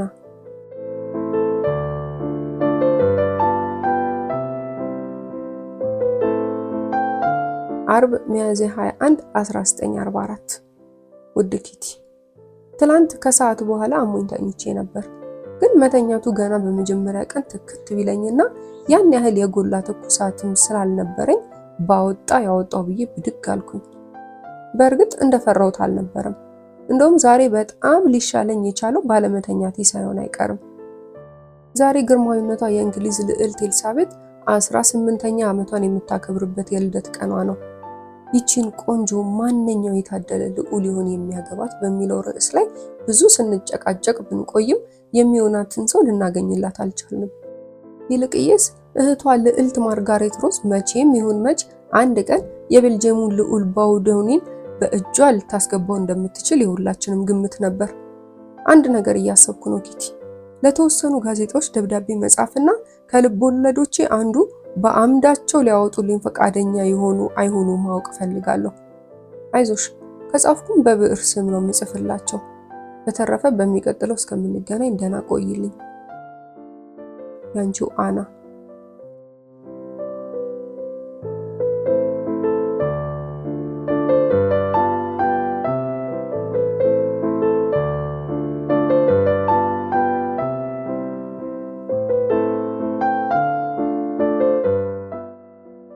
ሐሙስ ሚያዝያ 27 1944። ውድ ኪቲ፣ ይህን ሰሞን ንጉሠ ነገሥት ቻርልስ 5ኛ የተሰኘ በገንቲገን ዩኒቨርሲቲ ፕሮፌሰር የተጻፈ መጽሐፍ እያነበብኩ ነው። ይህ ፕሮፌሰር መጽሐፉን ጽፎ ለመጨረስ 40 ዓመታት ወስዶበታል። ባለፉት 5 ቀናት ውስጥ ማንበብ የቻልኩት 50 ገጽ ብቻ ነበር። አጻጻፉ ጠጠር ያለ ስለሆነ ከዚህ በበለጠ ፍጥነት ልታነቡ የምትችው አይነት አይደለም። መጽሐፉ ያው ባለ 598 ገጽ ጥራዝ ነው። እንግዲህ አንብቤ ለመጨረስ የሚወስድብኝን ጊዜ አንቺ ማስላት ትችያለሽ። በዚህ ላይ ሁለተኛ ጥራዝም አለው። ግን የሆነው ቢሆን ልትታዩ የማትችው በጣም ድንቅ መጽሐፍ ነው። አንዲት እውቀት የጠማት ልጃገረድ በአንድ ቀን ጥረቷ እንኳን ምን ማወቅ የማትችለው ነገር ያለ መሰለሽ? ለምሳሌ የኔን የዛሬውን ብቻ ብነግርሽ አንድ ቀን ማለት እንዴት ብዙ ነገር ሊሰራበት የሚችል ረጅም ጊዜ እንደሆነ ግልጽ ይሆንልሻል። ዛሬ ስራዬን የጀመርኩት ስለ ኔልሰን የመጨረሻና ወሳኝ ፍልሚያ የሚያወሳ አንድ ታሪክ ከሆላንደኛ ወደ እንግሊዝኛ በመተርጎም ነበር። ከዛ በኋላ ከዚህ በፊት ጀምሮ የነበረውን ፒተር ዘ ግሬትስ ዋር አጌንስት ኖርዌይ 1700 እስከ 1721፣ ቻርልስ ዘ 12፣ ኦገስቱስ ዘ ስትሮንግ፣ ብራንበርግ እና ፔሞራኒያ ኤንድ ዴንማርክን አለፍ እያልኩ ማለትም በምፈልጋቸው ነጥቦች ላይ ብቻ ትኩረት እያደረኩ ሳገላብጣቸው አረፈድኩኝ። ከዛ በኋላ ደግሞ ስለ ብራዚል የሚያወራ መጽሐፍ አነሳውልሽና እዚያው ድረስ የሄድኩ እስኪመስለኝ ድረስ ብራዚልን አልጠለጠልኳት ነው ማወራልሽ። ቢሂያ በመባል ስለሚታወቀው የትንባሆ ምርቷ፣ የቡና ምድር ስለመሆኗ፣ 1 ሚሊዮን ተኩል ገደማ ነዋሪዎች ስላሏት፣ ሪዮ ዲ ጄኔሮ ስለተባለች ዋና ከተማ፣ ስለ ፔርናምቡኮ እና ሳኦ ፖሎ፣ ስለ አማዞን ወንዝ፣ አብዛኛዎቹ ነዋሪዎቿ ኔግሮች፣ ሙላቶች፣ ሜስቲዮዞች እና ነጮች ስለመሆናቸው፣ ከህዝቦቿ በመቶ የሚቆጠሩት ያልተማሩ ስለመሆናቸው፣ የወባ ወረርሽኝ በህዝቧ ላይ በየጊዜው ስለሚያደርሰው ጥቃት ወዘተ። በዛሬው የጥናት ፕሮግራሚ መሰረት አሁንም ጥቂት የቀረን ጊዜ ስለነበረ ወደ ተለመደው የንጉሳውያን ቤተሰቦች ጥናት የተመለስኩና ስለ ጃን ዘ ኤልደር፣ ስለ ዊልሰም ሎድዊክ፣ ስለ ኤርንስት ካዝሚር፣ ስለ ሄንድሪክ ካዝሚር እንዲሁም በ1943 ዓ.ም ኦታዋ ውስጥ ስለተወለደችው ስለ ትንሿ ማርጋሬት ፍራንሲስካ ገረፍ ካደረኩ በኋላ ጥቂት እረፍት ወሰድኩኝ። ከቀኑ 6 ሰዓት ሲሆን ወደ ጣሪያው ወጣሁና ጥናቴን ቀጠልኩ። ስለ ቤተ ክህነት አመጣጥና አጠቃላይ ታሪክ። ዋው ኪቲ እንዴት ደስ እያለኝ እንዳነበብኩት አትጠይቂኝ። እስከ 7 ሰዓት እንደ ብራና ወጥሮ ነበር ያቆየኝ። 8 ሰዓት አለፍ እንዳለ ሌላ መጽሐፍ አንስቼ እንደገና ጉብ አልኩልሽ። ይሄኛው ደግሞ አፍንጫቸው ስልክክ ስለሚልና ደፍጠጥ ስለሚል የዝንጀሮ ዝርያዎች የሚተርክ ነው። ስለ እንስሳት ማወቅ እንዴት ያለ ደስ የሚል ነገር አለው መሰለሽ። እስቲ በፈጠርሽ ኪትዬ አንድ ጥያቄ ልጠይቅሽና በፍጥነት መልሽልኝ። ጉማሬ ስንት ጣቶች አሉት? ስለ እንስሳት የሚያወራው መጽሐፍ እንደ መብቃት ሲለኝ እሱን አስቀመጥኩና መጽሐፍ ቅዱስ አነሳው። ስለ ኖህና መርከቡ፣ ስለ ሴም፣ ስለ ሃም፣ ስለ ያፌት አነበብኩ። መጽሐፍ ቅዱስ ሲበቃኝ ደግሞ ሌላ መጽሐፍ አንስቼ ስለ ቻርልስ አምስተኛ አነበብኩ። ከዛም በኋላ ከፒተር ጋር ዘኬራይ በተባለ ደራሲ በእንግሊዝኛ ቋንቋ የተጻፈውን ዘኮለንን እየተቀባበልን አነበብነው። በስተመጨረሻ ሚሲሲፒ እና ሚሲሲዮር በመባል የሚታወቁት አሜሪካ ውስጥ የሚገኙ ሁለት ወንዞች በተለያዩ ይዘቶቻቸው ያላቸውን መበላለጥና መተናነስ ሳነጻጽር ቆየውና የዕለቱን ጥናቴን አገባደድኩልሻለሁ። አሁንም ጉንፋን ያለቀቀኝ። በዚህ ላይ ለማርጋሩት እንዲሁም ለማማና አባባ አጋብቼባቸው እያስነጠሱና ማዕረቦቻቸውን በጣም እየተጠቀሙባቸው ነው ያሉት። እንኳንም ለፒተር አላጋባውበት እንጂ የእነሱም ብዙም አላሳሰበኝ። ለነገሩማ ፒተር እስኪ ነይልኝ የኔ ወርቅ የኔ ማዕድን ብሎ ሳብ ካደረገኝ በኋላ እንድንሳሳብ ፈልጎ ነበር። ጉንፋን እንደያዘኝና እንደሚጋባበት እያወቅሁ ስሙ አይታይሽም? እንዴት ተቀልዷል። ለማንኛውም ኪትዬ ለዛሬው በዚሁ ይብቃንና እንለያይ። በተረፈ እስከሚቀጥለው ግንኙነታችን አምላክ በሰላም ያቆየን። ያንቺው አና።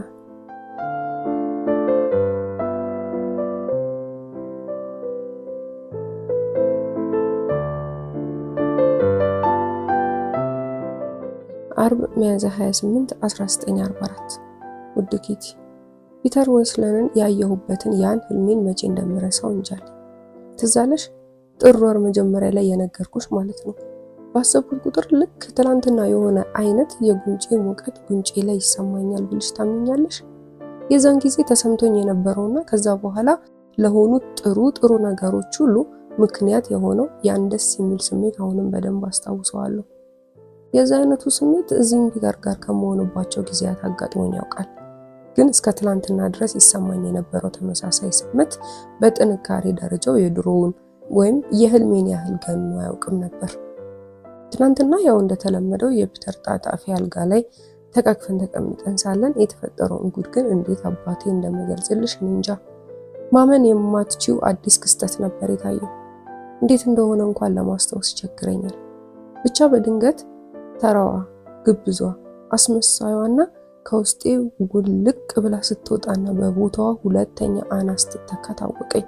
ሁለተኛዋ አና ማለት ንዝላልና አሿፊ ያልሆነችውና ከምንም በላይ ንጹህ አፍቃሪና እጅግ ጨዋ መሆን የምትፈልገዋ፣ ሙሉ በሙሉ ግልጽና ሚዛናዊ መሆን የምትፈልገዋ አና ናት።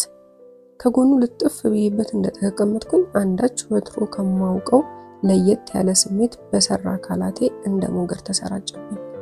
ከየት መጣ ሳልለው ድንገተኛ እንባ ግጥም አለብኝ። ከግራ ዓይኔ የሚፈሰው እንባዬ በጉንጬ ላይ የተንከባለለ ከፒተር ኮት ላይ እንጠባጠብ ጀመር።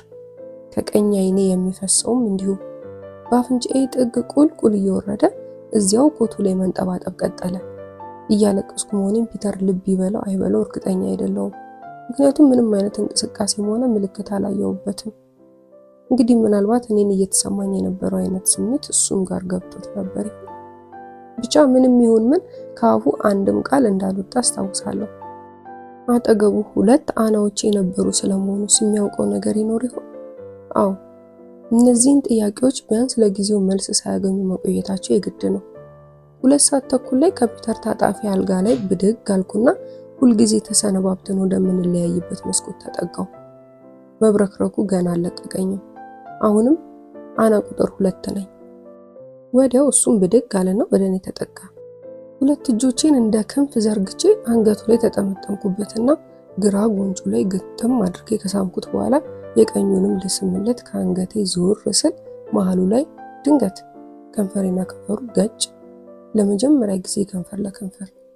ቢንጎ ኪትዬ። ከንፈሮቻችን እንደተጣበቁ ቀሩ። ይብሱኑ መተቃቀፍ፣ ይብሱኑ መጨማመቅ ቀጠልን። መተናነቅ በዩ ደግሞ መላቀቅ የምንችል እስከማይመስል ድረስ ተጠመጠመን። ኦህ ኪቲ። በእርግጥም ፒተር በገር ልብ ጥማት የተቃጠለ ልጅ ነው። እናም በህይወቱ ለመጀመሪያ ጊዜ ንጹህ ልብ ያላት እውነተኛ ልጃገረድ አገኘ። በህይወቱ ለመጀመሪያ ጊዜ የመጨረሻዎቹን አብሻቂና ጨርሶ የማይመቹ የሚባሉ ልጃገረዶችን እንኳን አንድ የተደበቀ መልካም ጎን እንዳላቸው በራሳቸው ጊዜ ሊያዩበት የሚችሉት ንጹህ ልብ እንዳላቸው አወቀ። በህይወቱ ለመጀመሪያ ጊዜ ራሱ ሙሉ በሙሉ አሳልፎ ሰጠ። ከዚህ በፊት ምንም አይነት የወንድም ሆነ የሴት ጓደኛ ኖሮት የማያውቅ እንደመሆኑ ለመጀመሪያ ጊዜ ትክክለኛ ማንነቱን አውጥቶ ለማሳየት በቃ። አሁን በሚገባ አግኝቶኛል፣ በሚገባ አግኝቼዋለሁ፣ በሚገባ ተዋውቀናል። የሆነ ሆኖ አሁንም ሰላም እያነሳኝ ያለ ጥያቄ አለ። እየሰራሁት ያለሁት ነገር ትክክል ነው? እንዲህ በቶሎ ራሴን መስጠቴ፣ ይህን ያህል ሰፍሳፋ መሆኔ፣ ማለትም የራሱን የፒተርን ያህል ሰፍሳፋና ችኩል መሆን ልክ ነው? እሱስ መቼም ወንድ ልጅ ነው። እኔ ልጃገረዲቱ ገና ካሁኑ ይህን ያህል በነገሩ መግፋት ተገቢ ነው? በበኩሌ ለዚህ ጥያቄ ያለኝ መልስ አንድ ብቻ ነው። እጅግ በጣም ስመኘውና ለረጅም ጊዜ ስናፍቀው የኖርኩት ነገር ነው። ብቸኝነት ሊውጠኝ ሊሰለጥቀኝ ሲያስፈራራኝ የኖርኩ ልጅ ነኝ እና አሁን ከዚሁ ሁሉ ጊዜ በኋላ ብሎልኝ መጽናኛዬን አግኝቻለሁ። በተረፈ ስለሌላው ሁሉ የሚያገባኝ ነገር የለም፣ እንዲኖረኝም አልፈልግም። የጠዋት ጠዋቱ ግንኙነታችን በአብዛኛው እንደ ማንኛውም ሚስጥራዊ ቤት ነዋሪ ነው። የከሰዓት በኋላውም ቢሆን ያው እንደዛው ነው ስልሽ ከስንት አንድ የሆነ አጋጣሚ ሲፈጠር ካልሆነ በቀር የማታውን ግን አትጠይቂኝ። ቀኑን ሙሉ በአይኔም ሆነ በእሱ ውስጥ ታምቆ የዋለው ናፍቆት ገና ስንገናኝ እንደ ርችት ይፈነዳል ነው ማወራሽ። ከሁለታችን በቀር ሌላ ፍጡር እስከመኖሩም ትዝ አይለንም። እሱ ክፍል ውስጥ ብቻችንን ሆንን ማለት እኔ የማስበው ስለሱ ብቻ ነው፣ እሱም የሚያስበው ስለኔ ብቻ ነው። ሌሎቹን ከነመፈጠራቸውም እስከ መርሳት እንደርሳለን። በእያንዳንዱ ምሽት ቆይታችን ከጨረስነውና ልንለያይ ስንል ከምናደርገው የመሰነባበቻ መሳሳም በኋላ ከክፍሉ ውስጥ እንዴት ቱር ብዬ እንደምወጣ ባየሽኝ ጊዜ ለመሰለሽ በቃ እንደገና አይኖቹን ላለማየት፣ እንደገና ላለመወሳወስ፣ እንደምንም ለመራቅ፣ ለመሸሽ ቶሎ ወደ ክፍሌ ገብቼ ጨለማ ውስጥ ብቻዬን ለመሆን። ከፒተር ክፍል ወጥተሽ እኔ ክፍል ለመድረስ የግድ የመሃለኛውን የጋራ ክፍላችንን ማቋረጥ አለብሽ። ታዲያ ልክ በመካከላቸው ሳቋረጥ ምን የሚጠብቀኝ ይመስልሻል? ቦግ ያሉ መብራቶች፣ አላስፈላጊ ጥያቄዎች፣ የሽሙጥ ሳቆች፣ አጉል መጠቋቆምና መጠቃቀሶች ወዘተ። ምን ታደርጊዋለሽ ኪቲ? እንደምንም እልሄን ዋጥ አድርጌና ምንም ያልተሰማኝ መስዬ ከማለፍ የተሻለ አማራጭ የለኝም። በተረፈ በትላንትናው ዕለት በእኔና በፒተር መሃል ድንገት በተፈጠረው አዲስ ክስተት ልቤ አሁንም ክፉኛ እንደታወከ ነው። ግራ መጋባት አትዩ፣ ድንጋጤ አትዩ፣ ደስታ አትዩ፣ ሐዘን አትዩ፣ ብቻ ምንም አይነት ስም በትክክል ልትሰጪ የማትችው ያ ስሜት እስካሁን አልለቀቀኝም። ፒተር ትናንትና ስሜቴን ያመሰው ማመስ ከዚህ በፊት ገጥሞኝ የማያውቅ አይነት ነው። አንድ ሁለቴ በህልሜ ከሆነው በቀር። አዎ ፒተር ልክ እንደ ዛር ነው እየሰፈረብኝ ያለው። ሽንፍላ ይመስል ውጪን ወደ ውስጤ፣ ውስጤን ወደ ውጪ እስኪገለብጠው ድረስ። በእርግጥም አንድ ሰው እንዲህ ድንገት እንደ እሳተ ገሞራ ከፈነዳበት አዲስና እንግዳ የስሜት ማዕበል ውስጥ ለመውጣትና ወደ ቀድሞ መረጋጋቱ ለመመለስ የግድ ጥቂት እረፍት መሻቱ ምንም የሚያጠያይቅ አይደለም። ኦ ፒተር፣ ምን ይሆን በፈጠረህ ያደረከኝ? ምን ጉድን ያስነካኸኝ? ምንድነው ከኔ የምትፈልገው? አሁን ገና የሚፒ ችግር በደንብ ገባኝ። ያኔ ስለ ቦይፍሬንዷ ስለ ዲርክ የምታወራልኝን ሁሉ ነገሬም ብዬም አላውቀውም ነበር። አሁን ነው ያው ሁሉ ስጋቱ የገባኝ። አሁን ገና ልክ እሷ ባለፈችበት ቱቦ ውስጥ ማለፍ ስጀምር። አዎ አሁን የእሷ ጥያቄዎች የእኔም እየሆኑ ነው። ለምሳሌ እድሜ ደርሶ ቢሆንና ፒተር ላግባሽ ብሎ ቢጠይቀኝ ምን ነበር የምመልስለት? እስቲ ሳትዋሺ ለሐቅሽ ተናገሪ። ልታገቢው እንደማትችይ ነው የሚሰማሽ አይደል? ግን ደግሞ ቆርጠሽ ልትታዩም በጣም ይቸግርሻል። መቀራረብ፣ መዋደድ፣ መሳሳም ምናምን አንድ ነገር ነው። መጋባት ደግሞ ሌላ ነገር ነው። ፒተር ገና ራሱን ያላገኘ ያልበሰለ ልጅ ነው። የመንፈስ ጥንካሬው በቂ አይደለም። ባህሪው የአካሉን ያህል እንኳን ያልዳበረለትና ጠለቅ ብሎ ለመረመረው ገና ሕፃን ልጅ መሆኑ በግልጽ የሚታይ ነው። ለእኔ እንኳን በአካል እንጂ በመንፈስ ታላቄ ነው ሊባል አይችልም። ለጊዜው ዘና ከማለትና ከመደሰት ያለፈ ህልም የለውም። እኔ የምለው አሁን እውነት እኔ የ14 ዓመት ልጅ ነኝ? እውነት አሁንም አንዲት ውጫጭ ትምህርት ቤት ልጃገረድ ነኝ? በእኔ እድሜ ያሉ ልጆች እንደሚባሉት ገና ምኑንም ያላየው ምራቄን ያጣጥኩ ክፉና ደጉን ያለየው ብላቴና ልባል ነው ማለት ነው? ይታይሽ እስቲ ኪትዬ፣ እኔ ነኝ ምኑንም ያላየሁት? አረ ለመሆኑ ምንድነው ማየት ማለት? ማንም በእኔ እድሜ ባላለፈበት ችግርና ጫና ውስጥ እኮ ነው ያለፍኩት። እናም ማንም በእኔ እድሜ ሊያየው ከሚችለው በላይ ይቻላል። አሁንማ የብስለቴ ደረጃ ለኔው ለራሴ እንኳን እያስፈራራኝ መጥቷል። ስልሽ ወደፊት ቢልልኝ ከዚህ ቦታ በሰላም ቦታ እንኳን ከኩዮቼም ሆነ ከታላላቆቼ በምንኛ ነው መግባባት የምችለው? ወይ 14 ዓመት? እውነቱን ንገሪኝ ካልሽኝ 100 ዓመትም ያለፈኝ መስሎ ነው የሚሰማኝ። የገዛ ልብሽን በገዛ አእምሮሽ ስትፋለሚ እንደመኖር ከባድ ነገር ያለ እንዳይመስልሽ። ለማንኛውም አሁን ትልቁ ጥያቄ ለዚህ ለገባውለት ነገር ትክክለኛ ጊዜ ነው ወይ የመረጥኩት ብዬ በእርግጠኝነት መናገር እችላለሁ ወይ ነው። ያንቺው አና።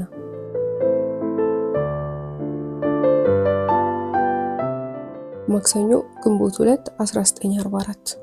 ውድ ኪቲ፣ ቅዳሜ ማታ ከፒተር ጋር ስለተለያዩ ነገሮች ስናወራ ቆየንና በመሃሉ እኔ እናንተ ስላለንበት ሁኔታ በጥቂቱ ቢሆን ለአባባ ልነግረው የሚገባኝ አይመስልህም ስል ጠየቅኩት።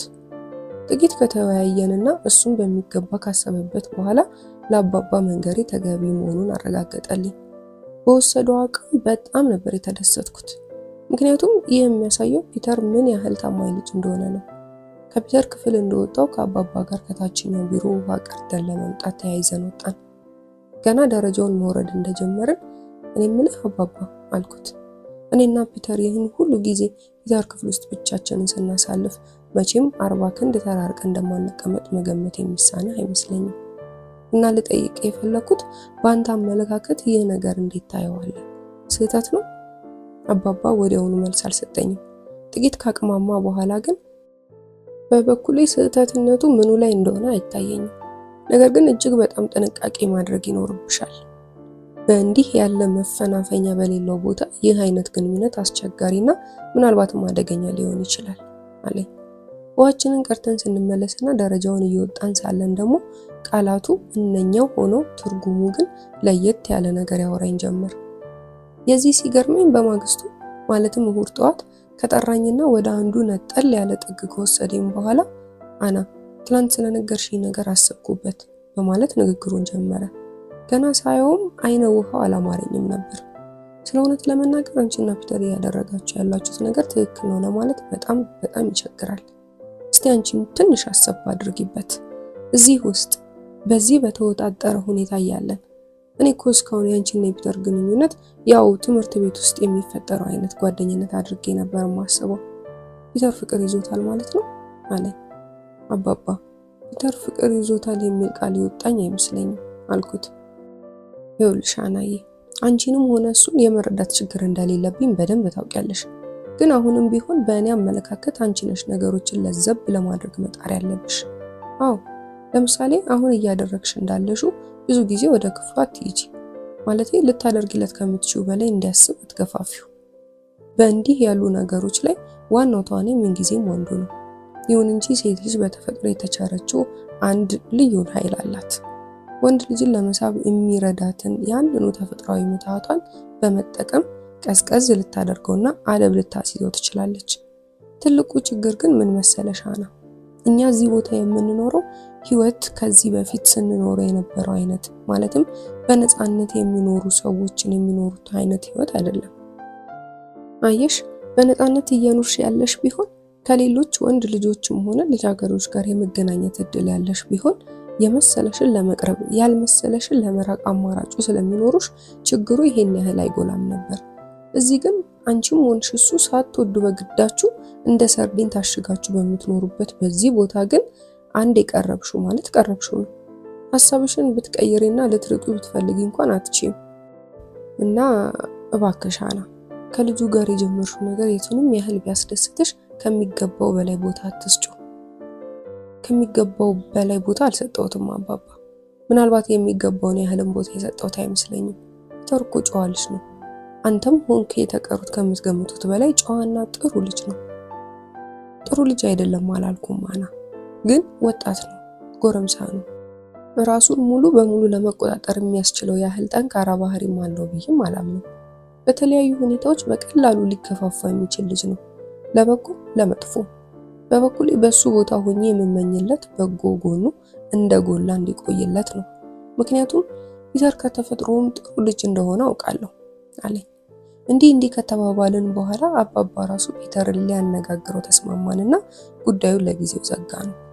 እሁድ ጠዋት እዛው ጣሪያችን ላይ ስንገናኝ እሺ አና፣ ከአባትሽ ጋር ተነጋገራችሁበት ሲል ጠየቀኝ። አዎ አልኩት። ባጭሩ ንገሪኝ ካልከኝ አባባ ግንኙነታችንን አልጠላውም፣ ግን አንድ ስጋት አለው። ነጋ ጠባ በየሰዓቱና በየደቂቃው በምንገናኝበትና የመነፋፈቅ እድል እንኳን በማናገኝበት በዚህ ቦታ እንዲህ አይነቱ ቅርርብ መፍጠራችን ውጤቱ ከምንገምተው በተቃራኒ ሊሆን እንደሚችልና በቀላሉ ንትርክና ጸብ ውስጥ ልንገባ እንደምንችል ጥርጣሬውን ነገረኝ አልኩት። ግን እኮ እኔና አንቺ የተስማማንበት ነገር አለ የለም እንዴ አና ሲል ፒተር አንባረቀብኝ። መቼም በምንም አይነት ጸብ ውስጥ ላንገባ ቃል ተገባብተናል። እኔ ደግሞ ቃሌን ለመጠበቅ በጣም ዝግጁ ነኝ። አውቃለሁ ፒተር፣ ለዝግጁነቱማ እኔም ዝግጁ ነኝ። አባባ ግን ነገሩ እንደዚህ አልመሰለውም። ጓደኝነታችንን እንዲሁ የእህትነትና የወንድምነት አድርጎ ነበር የወሰደው። እኔ የምልህ ፒተር፣ ከዚህ በኋላ በእህትነትና በወንድምነት መቀጠል የምንችል ይመስላል? ስልህ ልክ እንደ በፊቱ ማለት ነው አልኩት። በበኩሌ እችላለሁ፣ አንቺስ? እኔም እንደዛው። ለአባባም የነገርኩት በጣም እንደማምንህና ምንም የምሰጋበት ነገር እንደሌለኝ ነው። አዎ ፒተር፣ ከልብ ያምናለሁ። አባባን የማምነውን ያህል አምናለሁ። እንደማታሳፍረኝም እርግጠኛ ነኝ። ሙሉ እምነቴ ልጥልብህ የሚገባኝ ልጅ ነህ አይደለህም አልኩት። ነኛና ነኝ፣ ባልሆን እንኳን እሆናለሁ ብዬ ተስፋ አደርጋለሁ። እነኚህ ቃላት ከአፉ ሲወጡ ከንፈሮቹ እንዴት እንደተርበተበቱ፣ ፊቱ እንዴት እንደቀላ አትጠይቀኝ ጊዜ። የአይን አፋርነቱ ድንገት ከየት ጉብ እንዳለበት እግዚአብሔር ያወቀው። አዎ ፒተር፣ በደንብ አምናለሁ በማለት ቀጠልኩ። ብዙ ጥሩ ነገሮች እንዳሉህና ይቺን ዓለም በተገቢው መንገድ ልትኖርባት የሚያስችል ብቃት እንዳለ ሙሉ እምነቴ ነው። ከዛ በኋላ ስለ ሌሎች ነገሮች ስናወራ ቆየን። ስልሽ ኮስተር ያለ ውይይት ሳይሆን እንዲሁ ብቻ ዝም ላለመባባል ያህል ስለምኑም እንደምታወሩ ማለት ነው። ታዲያልሽ ሳይቸግረኝ ድንገት በጨዋታችን መሃል መቼም ከዚህ ቦታ ስንወጣ ወደ ቀድሞ የነፃነት ህይወታችን ስንመለስ ከነመፈጠሪም ትዝ እንደማልልህ አውቃለሁ። አዎ ዞር ብለህ እንደማታየኝ የት ደረሰች እንኳን እንደማትለኝ እርግጠኛ ነኝ አልኩት። አለ አይደል የብሽሽቅ አይነት። ተቀጣጠለልሻ እንደ ችቦ። ስሩ ተገታተረ፣ አይኖቹ ፈጠጡ፣ ድምፁ ለጉር ተናነቀው። ምን ለማለት ፈልገሽ ነው አና? እኔ ነኝ ዞር ብዬ ማላይሽ? ኦ አና፣ ስለኔ እንደዚህ እንድታስቢማ አልፈልግም በጭራሽ። እንዲህ አይነት ነገር ሁለተኛ ከአፍሽ ባይወጣ ደስ ይለኛል። ልክ ይሄኔ ከወደታች ተጠራውና እዛው ጣሪያ ላይ ትቼው በጥፊ አወረድኩኝ። ታዲያ ዛሬ ስንገናኝ ፒተር ምን ነገረኝ መሰልሽ? አባባ ጠርቶ ስለኛ ጉዳይ እንዳነጋገረው። አባትሽ የኔና የአንቺ ግንኙነት በዚህ ከቀጠለ ይዋል ሊደር እንጂ ወደ ፍቅር መለወጡ የማይቀር ነው የሚል ስጋት አለው አለኝ። እኔ ግን ራሳችንን መቆጣጠር እንደምንችልና ምንም ችግር ሊፈጠር እንደማይችል እርግጠኛነቴን ገለጽኩላት። አባባ አሁን አንድ አቋም የያዘ ይመስላል። እስካሁን አድርገው እንደነበረው በየምሽቱ ወደ ፒተር ክፍል እንዲሄድ አይፈልግም። እውነቴን ነው የምልሽ ኪትዬ፣ ይሄን ነገሩን ግን አልወደድኩትም። ከፒተር ጋር መሆን ስለምፈልግ ብቻ አይደለም በአባባ አቋም ቅር የተሰኘሁት። ፒተርን እንደማምነው ከነገርኩት በኋላ እንዴት እንዲህ አይነት ስጋት ውስጥ ይገባል? ፒተርን አምነዋለሁ ካልኩና በእርግጥም የማምነው ከሆነ ምን ያህል እንደማምነውም ላሳየው ፈልጋለሁ። ክፍሉ ከመግባት እስከ መቆጠብ ደረስኩኝ ማለት ግን እምነቴን ሳይሆን ጥርጣሬን አሳየሁት ማለት እኮ ነው። እንዲህማ አላደርግም። እንደውም አሁኑን ወደ ፒተር ክፍል። ያንቺው አና።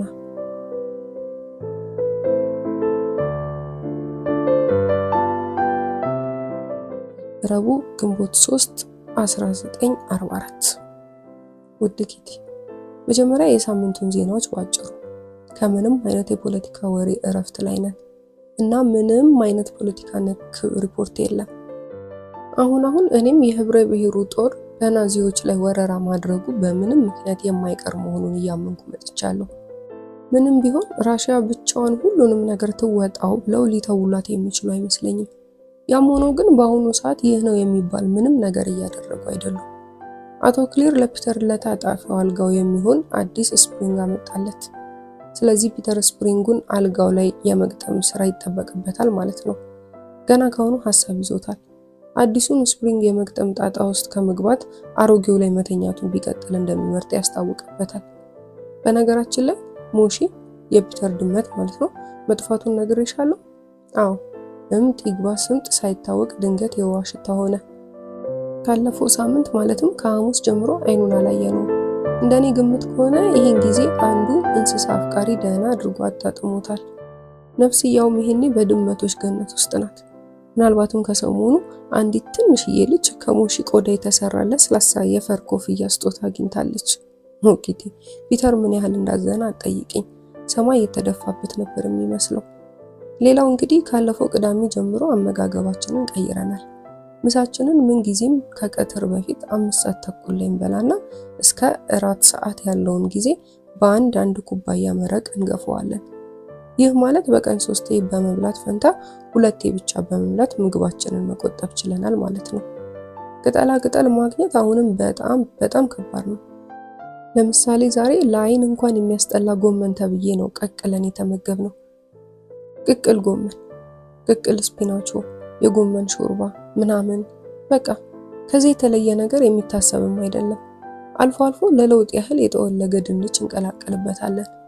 ትንሽ ቅንጦት ቢጤ ሲያምረን ማለት ነው። በቀላሉ ልትገምቹ እንደምትችሉ እዚህ ቦታ ያለነው ሰዎች ምሬቱ አፍንጫችን ጋር ሲደርስና ግሽግሽ ሲለን በየጊዜው ራሳችንን የምንጠይቀው ጥያቄ ነው።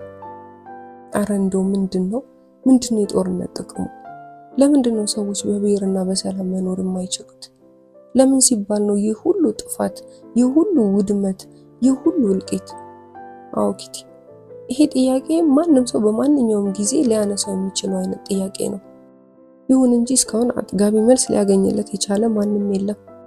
እስቲ አስቡ ኪቲ፣ ለምንድነው በአንድ በኩል ይበልጥ የማውደም አቅማቸው በየዕለቱ እየተራቀቀ የሚሄድ የጦር አውሮፕላኖችና ቦምቦች ያለማቋረጥ በገፍ የሚመረቱትና በሌላ በኩል ደግሞ በዚሁ የወደሙ ከተሞችን በአስቸኳይ መልሶ ለመገንባት የሚያስችሉ ተገጣጣሚ የህንፃ አካላትን ጎን ለጎን የሚመረቱት?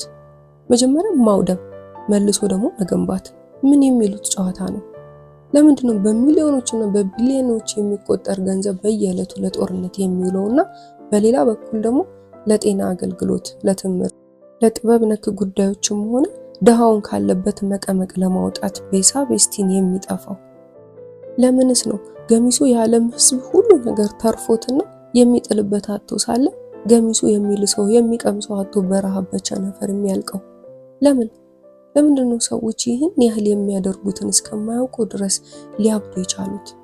በበኩሌ ታላላቆቹ ሰዎች ማለት መሪዎቹ፣ ፖለቲከኞቹ እንዲሁም ካፒታሊስቶቹ ብቻ ናቸው ለጦርነቱ ተጠያቂዎች የሚል እምነት የለኝም በጭራሽ። እያንዳንዱ ተራ ሰው የነሱን ያህል ተጠያቂና ተወቃሽ ነው። እንደዛማ ባይሆን ኖሮ እሱም እንደ መሪዎቹ በጦርነት ዛሬ የተለከፈና እሱም ጥፋትና ውድመት ባይሆን ኖሮ ፈቃዳቸውን ለመሙላት በመትጋት ፈንታ ገና ድሮ እሪ ባለና ባመጸባቸው ነበር። አዎ ሰዎች ስንባል በውስጣችን ተደብቆ የሚኖርና ሁኔታዎች አመቺ ሆነው ሲገኙ ህሊናችንን ደፍጥጦ የሚወጣ የማጥፋት፣ የማፍረስ፣ የማውደም፣ የመግደል፣ የመፍጀት አባዜ ያለብን። እናም የሰው ልጅ ሁሉ ከሊቅ እስከ ደቂቅ አንድ ትልቅ ለውጥ የሚካሄድበት ጊዜ እስኪመጣ ድረስ ጦርነቶች ይኖራሉ። የተገነባ ነው፣ የደረጀ ነው፣ ያደግነው ሁሉ ይፈርሳል፣ ይወድማል። የነበረው ሁሉ እንዳልነበር ይሆናል። ከዛ በኋላ የሰው ልጅ ሁሉን ነገር ብሎ ይጀምር ዘንድ ይገደዳል። አልፎ አልፎ የማዝንባቸው የሚታከስባቸው መንፈሴም የሚወርድባቸው ጊዜያት ጥቂት አይደሉም። ይሁን እንጂ ሙሉ በሙሉ ተስፋ እስከመቁረጡና በቀን ጨለማ እስከመዋጡ የደረስኩበት ጊዜ አልነበረም ማለት እችላለሁ። እዚህ ቦታ ተደብቀን እያሳለፍን ያለነውን ህይወት እንደ አንድ አደገኛ ግን ደግሞ ደስ የሚል አድቬንቸር ነው ማየው። ፍቅር፣ ደስታ፣ ሐዘን፣ ስጋት፣ አደጋ፣ ሞት ወዘተ በሚደንቅ ሁኔታ የተዋሃዱበት አድቬንቸር። ዳያሪም ችግሮቹን ሁሉ ሳሰፍራቸው ቀልድ ነክ ቃና እንዲኖራቸው እያደረኩ ነው። የአሁኑን የልጃገረድነት ህይወቴን ከሌሎች ልጃገረዶች በተለየ መንገድ ለመምራት ወስኛለሁ። የወደፊቱም ህይወቴ ከተራ የቤት እመቤቶች ህይወት የተለየ መሆን አለበት። ወጣት ነኝና በውስጥ የታመቁ የሚገኙ ገና አንድ እያሉ የሚወጡ ብዙ ተሰጥኦዎች አሉኝ። ወጣት ነኝና በሁሉም ረገድ ጥንካሬ አለኝ። አሁንም እየመራው ያለሁት እጅግ ፈታኝ ህይወት ነው። በዛው ሁሉ ፈተና መሃል ሆኜም ቀኑን ሙሉ ሳማርና ሳጉረመርም አልገኝም። ከፈጣሪ የተቸረኝ ብዙ ነገር አለኝ። ደስተኛ ተፈጥሮ፣ አስደሳችና ተወዳጅ ባህሪ፣ የማይነጥፍ የመንፈስ ብርታት፣ ነገሮችን በቀላሉ የመረዳት ችሎታ ወዘተ። ሁልጊዜ የሚሰማኝ ውስጤ በየዕለቱ እንደገና እየበሰለ መሄዱ ነው። ተፈጥሮ ምንኛ ውብ እንደሆነች ነው። በዙሪያ ያሉ ሰዎች ምን ያህል ጥሩ ሰዎች እንደሆኑ ነው። ይህ ያለውበት ምስጢራዊ ቤት እንኳን ከነ አደገኛነቱና ከነ ስጋቱ የራሱ የሆነ ደስ የሚል ገጽታ እንዳለው ነው። ታዲያ በምን ተአምር ነው ኪትዬ ይሄ ሁሉ መጽናኛ ያለኝ ልጅ ተስፋ እስከመቁረጡ ልደርስ የምችለው? በጭራሽ ኪቲ፣ በጭራሽ ሊሆን አይችልም። ያንቺው አና።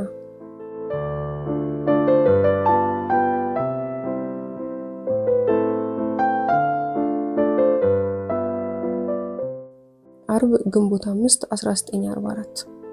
ውድ ኪቲ፣ አባባ በጣም ቅር እንደተሰኘብኝ ከአጠቃላይ ሁኔታው ማወቅ ይቻላል። ከእሁድ ዕለቱ ንግግራችን በኋላ በየምሽቱ ወደ ፒተር ክፍል መሄዴን ወዲያውኑ የማቆም መስሎት ነበር። እዚህ ቤት ውስጥ ምንም አይነት ድሪያ እንዲቀጥል እንደማይፈልግ በግልጽ ተናግሯል። ድሪያ ከአባባ አፍ ይወጣል ብዬ የማልጠብቀውና በጣም የጠላውበት ቃል። ቀድሞ ነገር ወደ ፒተር ክፍል መሄዴን እንድተው መንገሩ ራሱ ደስ የማይል ነገር ነው። አሁን ደግሞ ይብሱኑ ሊያስጨንቀኝ መሞከሩ ምን ይባላል? የመጣው ይምጣ እንጂ ዛሬ በግልጽ ላናገረው ወስኛለሁ። ማርጎትም አንዳንድ ምክሮች ሰጥታኛለች እና ስሚኝ ኪቲ፣ አባባ ልለው የምፈልገው ነገር ከብዙ በጥቂቱ ይሄን ይመስላል። አውቃለሁ አባባ፣ ትዕዛዝህን ለምን እንዳላከበርኩ ምክንያቴን መስማት ትፈልጋለህ። ስለዚህ አሁኑኑ ምክንያቴን ላቅርብልህ። ቅር የተሰኘህብኝ ለምን መሰለ? ይበልጥ ቁጥብነት አይባታለሁ ብለህ ስለገመትክና ልክ ማንኛውም የ14 ዓመት ልጅ መሆን እንዳለበት እንደሆነልህ ስለምትፈልግ ነው። አየህ፣ እዚህ ላይ ነው የተሳሳትከው። እዚህ ቦታ ከመጣንበት ጊዜ ማለትም ከሐምሌ ወር 1942 ጀምሮ እስካለፉት ጥቂት ሳምንታት ድረስ እውነቴን ነው የምልህ በቃላት ሊገለጽ በማይችል መከራ ውስጥ ነበር የኖርኩት። እንዴት በየሌሊቱ ደም እንባ እያለቀስኩ እንደኖርኩ ብታውቁ ኖሮ፣ እንዴት ከፍቶኝ እንደኖርኩ ብታውቁ ኖሮ፣ እንዴት ብቸኝነት እንደ ክፉ ደዌ ሲያማቅቀኝ እንደከረምኩ ብታውቁ ኖሮ እርግጠኛ ነኝ ለምን ወደ ፒተር ክፍል መሄድ እንደምፈልግ ይገባህ ነበር። አሁን ሙሉ በሙሉ በራሴ መንገድ መኖር ከምችልበት ደረጃ ደርሻለሁ። አሁን የማማ ድጋፍ አያሸኝም። እንደውም እውነቱን ንገሪኝ ካልከኝ የማማን ተውና የሌላ የማንንም ድጋፍ አልሻም። ይህ ግን እንደው ድንገት በአንድ ሌሊት የተፈጠረ ለውጥ እንዳይመስልህ፣ ከብዙ መራራና አሳር አስቆጣሪ ትግል በኋላ የመጣ ነው።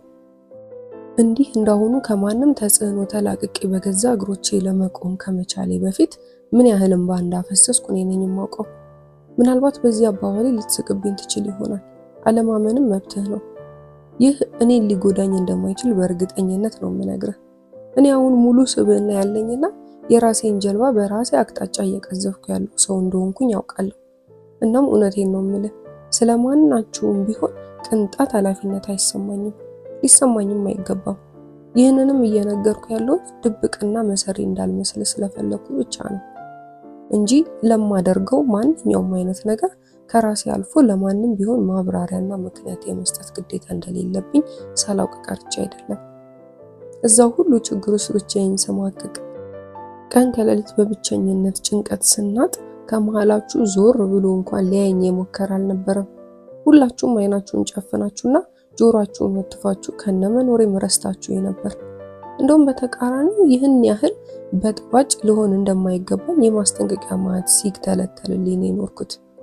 በጥባጭ የነበርኩት እኮ ወድጄ ሳይሆን በየጊዜው ከምገባበት ጭንቀትና ውጥረት ጊዜያዊ ፋታ ለማግኘትና አልፎ አልፎ ሊፈነዳ የሚደርሰውን አንጎሌን ረገብ ለማድረግ ስል ነው።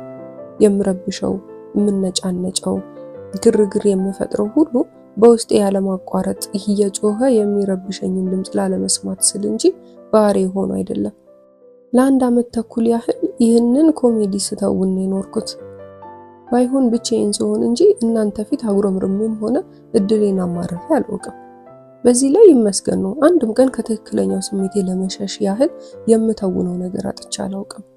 በማስጠንቀቂያዎቻችሁም ሆነ በገዛ ይሉኝታዬ የታሰርኩት ጊዜ አልነበረም። አሁን ግን ጦርነቴ ተጠናቋል። በድል አድራጊነት ተወጥቼዋለሁ። አሁን በአእምሮም ሆነ በአካል የራሴ እመቤት ለመሆን በቅቻለሁ።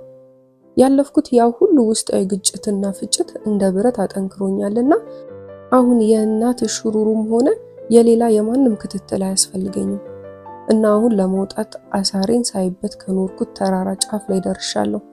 ጦርነቱን በጠንካራ መንፈስና ብርታት ተዋግቼ እዚህ እንደደረስኩ አውቃለሁና ከዚህም በኋላ በራሴ መንገድ መቀጠል መቻል ፈልጋለሁ።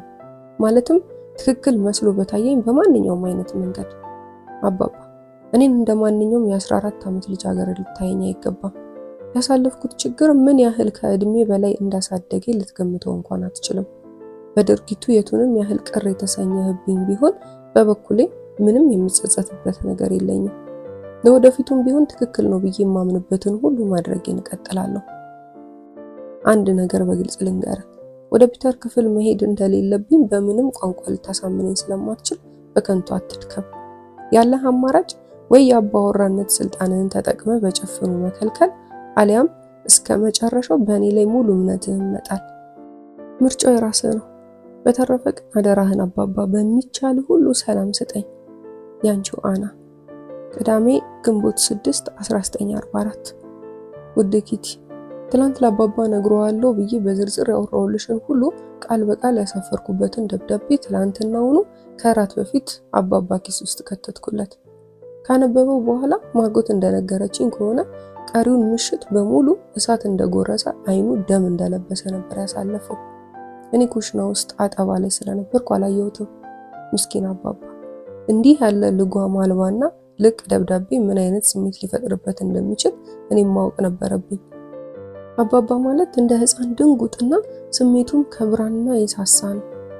ከፒተር ጋር ገና እንደተገናኘን ያስጠነቀኩት ምን መሰለሽ ኪቲ፣ በዚህ ጉዳይ ላይ ምንም አይነት ጥያቄ እንዳይጠይቀኝና ምንም አይነት አስተያየትም ሊሰጠኝ እንዳይሞክር። የሚገርምሽ ነገር አባባም ስለ ደብዳቤው ምንም ያነሳብኝ ነገር የለም። እንግዲህ ምናልባት አመቺ ጊዜና ሰዓት እየጠበቀልኝ ይሆን። ያንቺው አና። እሁድ ጠዋት ግንቦት 7 1944። ውድ ኪቲ፣ ትናንትና ከሰዓት በኋላ እኔና አባባ ለብዙ ደቂቃዎች አወራን።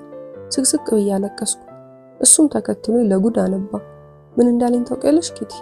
በህይወቴ እጅግ ብዙና የተለያዩ ይዘቶች ያሏቸው ደብዳቤዎች ደርሰውኛል። ስለ እውነት ነው የምልሽ አና፣ የዚህኛውን ያህል ግን ስሜቴን የጎዳኝ የለም። አንቺ አና፣ ከኛ ከወላጆችሽ ያንን ሁሉ ፍቅር ስታገኝ የኖርሽው አንቺ እንዴት አና! በማንኛውም መንገድ ሊረዱሽ ዝግጁ የሆኑ በምኑም ሲወግኑሽና ጥላ ከለላ ሲሆኑሽ የኖሩ ከገዛ ህይወታቸው በላይ የሚያፈቅሩሽ ወላጆችሽ ካሉሽ ካንቺ እንዲህ ያሉ ቃላቶች ይወጣሉ? ስለማናችሁም ቢሆን ቅንጣት ኃላፊነት አይሰማኝም ትያለሽ? በድላችሁኛል አልሽኮ፣ ትታችሁኛል፣ ረስታችሁኛል አልሽኮ።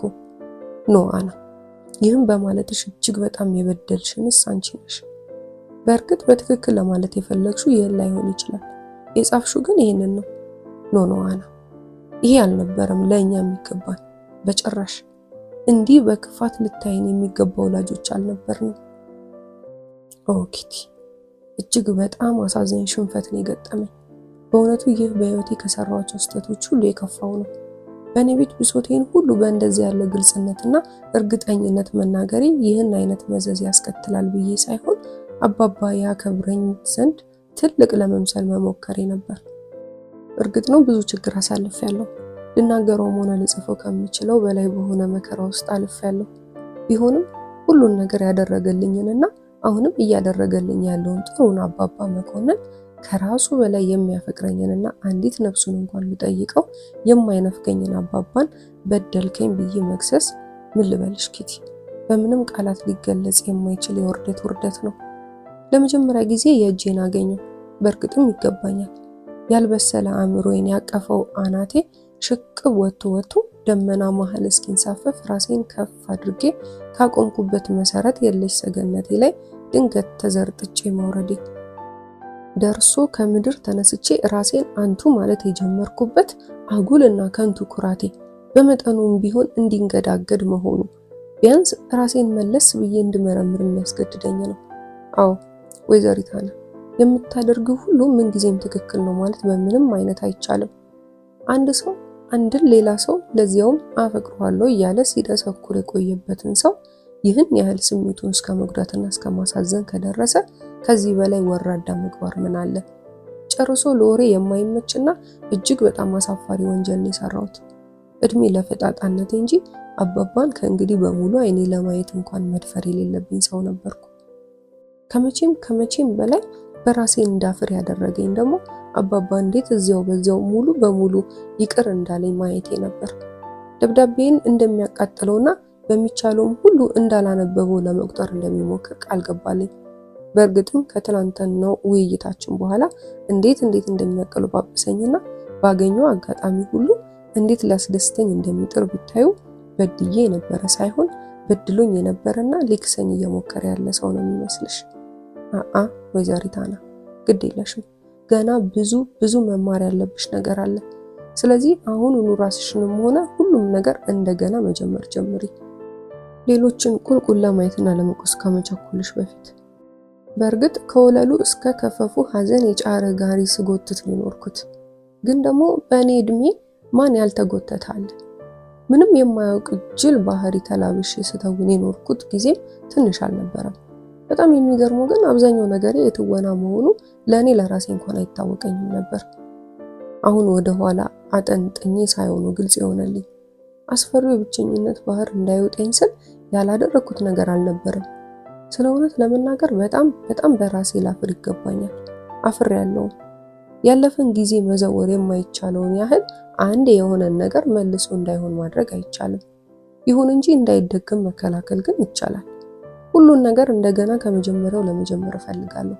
የሚከብደኝም አይመስለኝም። ምክንያቱም አሁን ከጎኔ ፒተር አለልኝ። ከፒተር ረዳትነት ጋር በሚገባ ላደርገው እችላለሁ፣ አደርገዋለሁ። ከእንግዲህ ብቸኝነት ሊደፍረኝ አይችልም። እድሜ ለፒተር፣ አፈቅረዋለሁ፣ ያፈቅረኛል። በዚህ ላይ መጽሐፎች አሉልኝ። የምጽፋቸው ልቦለዶችና ዳያሪዎች አሉልኝ። በጣም አስቀያሚ እንዳልሆንኩ አረጋግጫለሁ።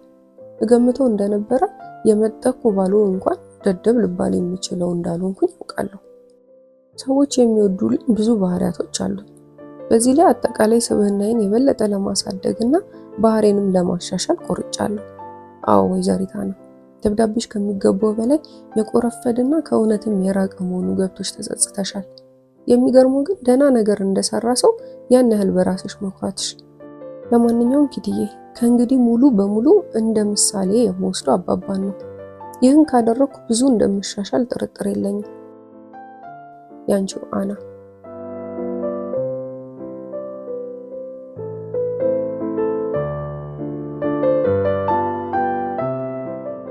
ሰኞ ግንቦት 8 1944።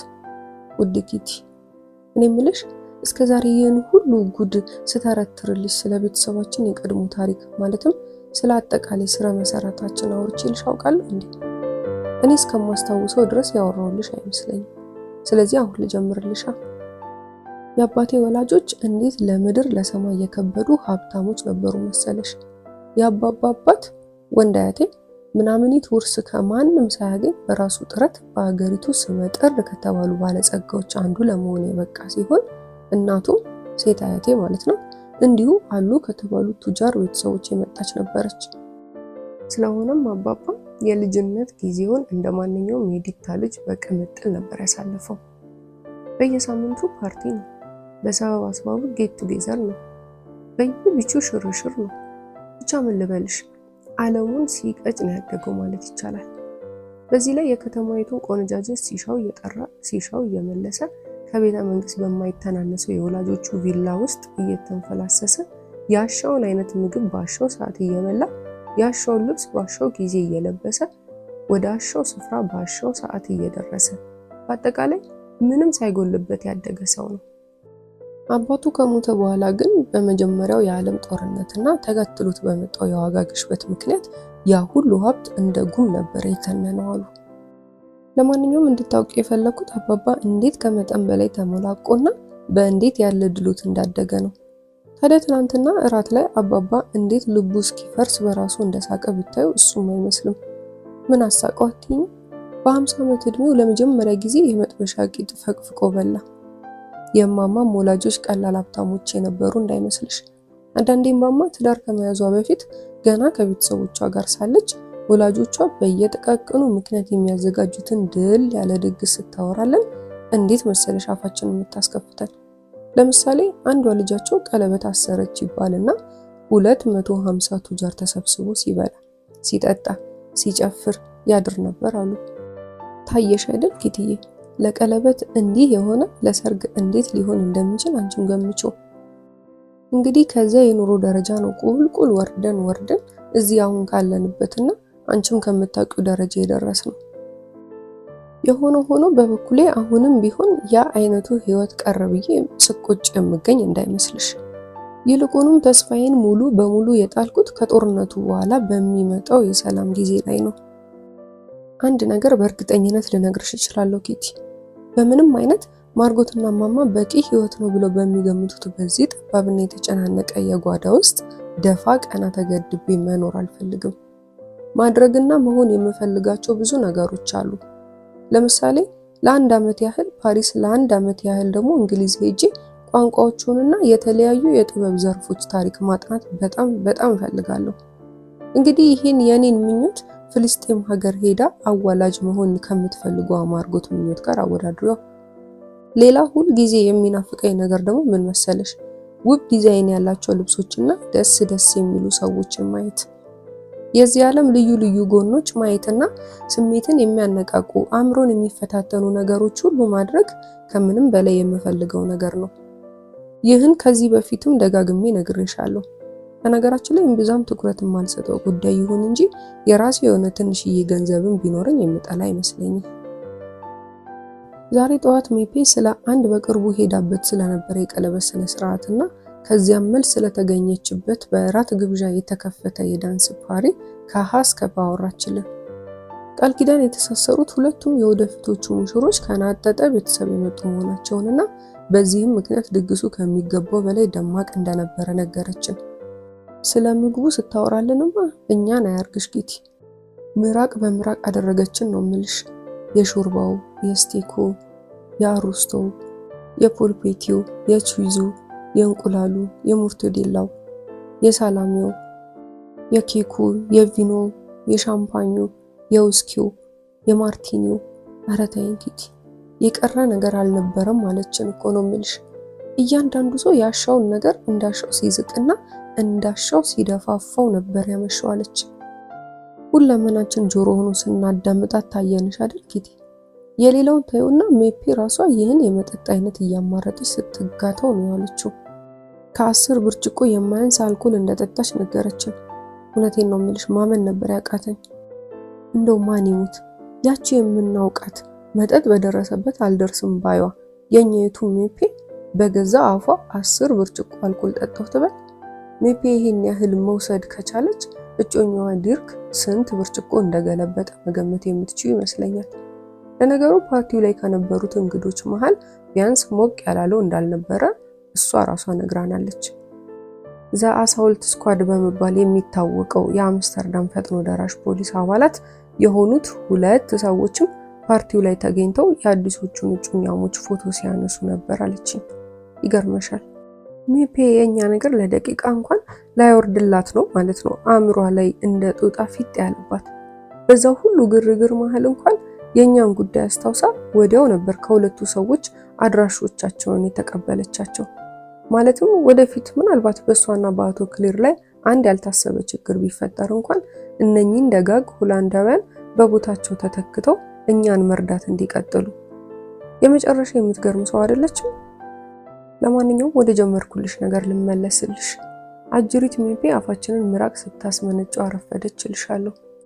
እስኪ አስቢው፣ ለቁርሳችን ከ2 ማንኪያ መረቅ በላይ አግኝተን ለማናውቅና ሆዳችን ባዶ ከመሆኑ የተነሳ ሲጮህ ለሚያድረው ለኛ፣ ከሱም ብሶ ቫይታሚኑ በእሳት ብዛት እንዳይጠፋ ገና ገንፈልፈል እንዳለ በሚወጣ ስፒናች ነፍሳችንን ለማቆየት እየተንገታገትን ላለነው ለኛ፣ ነጋ ጠባ ከበሰበሰ ድንችና ከጠወለገ ጎመን ወይ ደግሞ ከዚሁ ከስፒናች ሌላ የምግብ ዘር እንደ ሰማይ ለራቀለኛ የሜፔ ወሬ ምን ማለት እንደሆነ መገመት ትችላለሽ ኪቲ።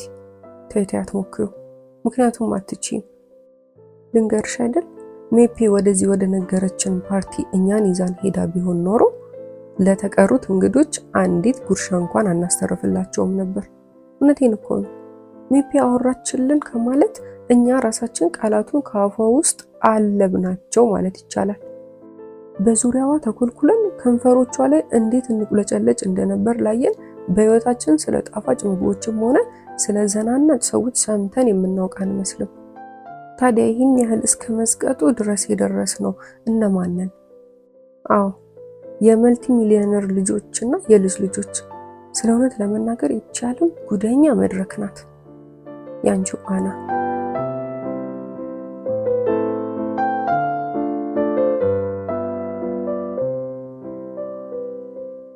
ማክሰኞ ግንቦት 9 1944። ውድ ኪቲ፣ ኤለን ተፌሪ የተሰኘውን ልቦለዴን ጽፌ ጨረስኩኝ።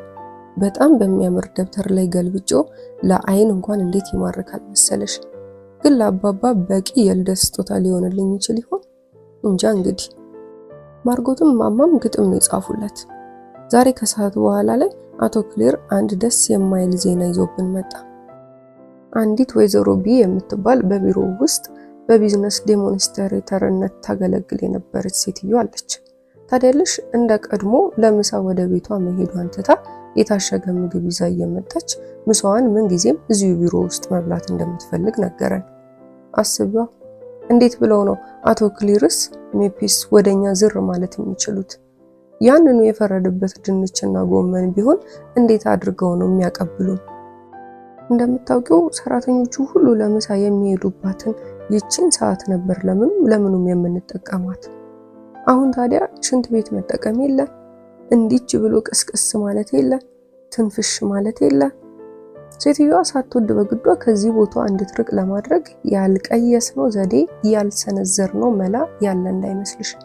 ለምሳሌ የአቶ ፋንዳንን ብቻ ልንገርሽ። ምን አለመሰልሽ፣ የሆነ አይነት የሚያስቀምጥ ሽሮፕ ቀስ ብሎ ቡናዋ ላይ ጠብ ማድረግ ነው። ደህና አድርጎ ሲያጣድፋት ቤቴ ማሪን ትላለች። ተሻለኝ ብላ ስትመጣ ደግሞ እንደገና መድገም። መፍትሄው መፍትሄ ባይሆን እንኳን ቢያንስ ለጊዜው ሁላችንንም በሳቅ ዘና አድርጎናል። ኪቲ፣ የውጭው የአየር ሁኔታ እንዴት ደስ እንደሚል አትጠይቂኝ። ምነው አንድ አፍታ እንኳን ወጣ ብዬ መመለስ በቻልኩ። ያንቺው አና።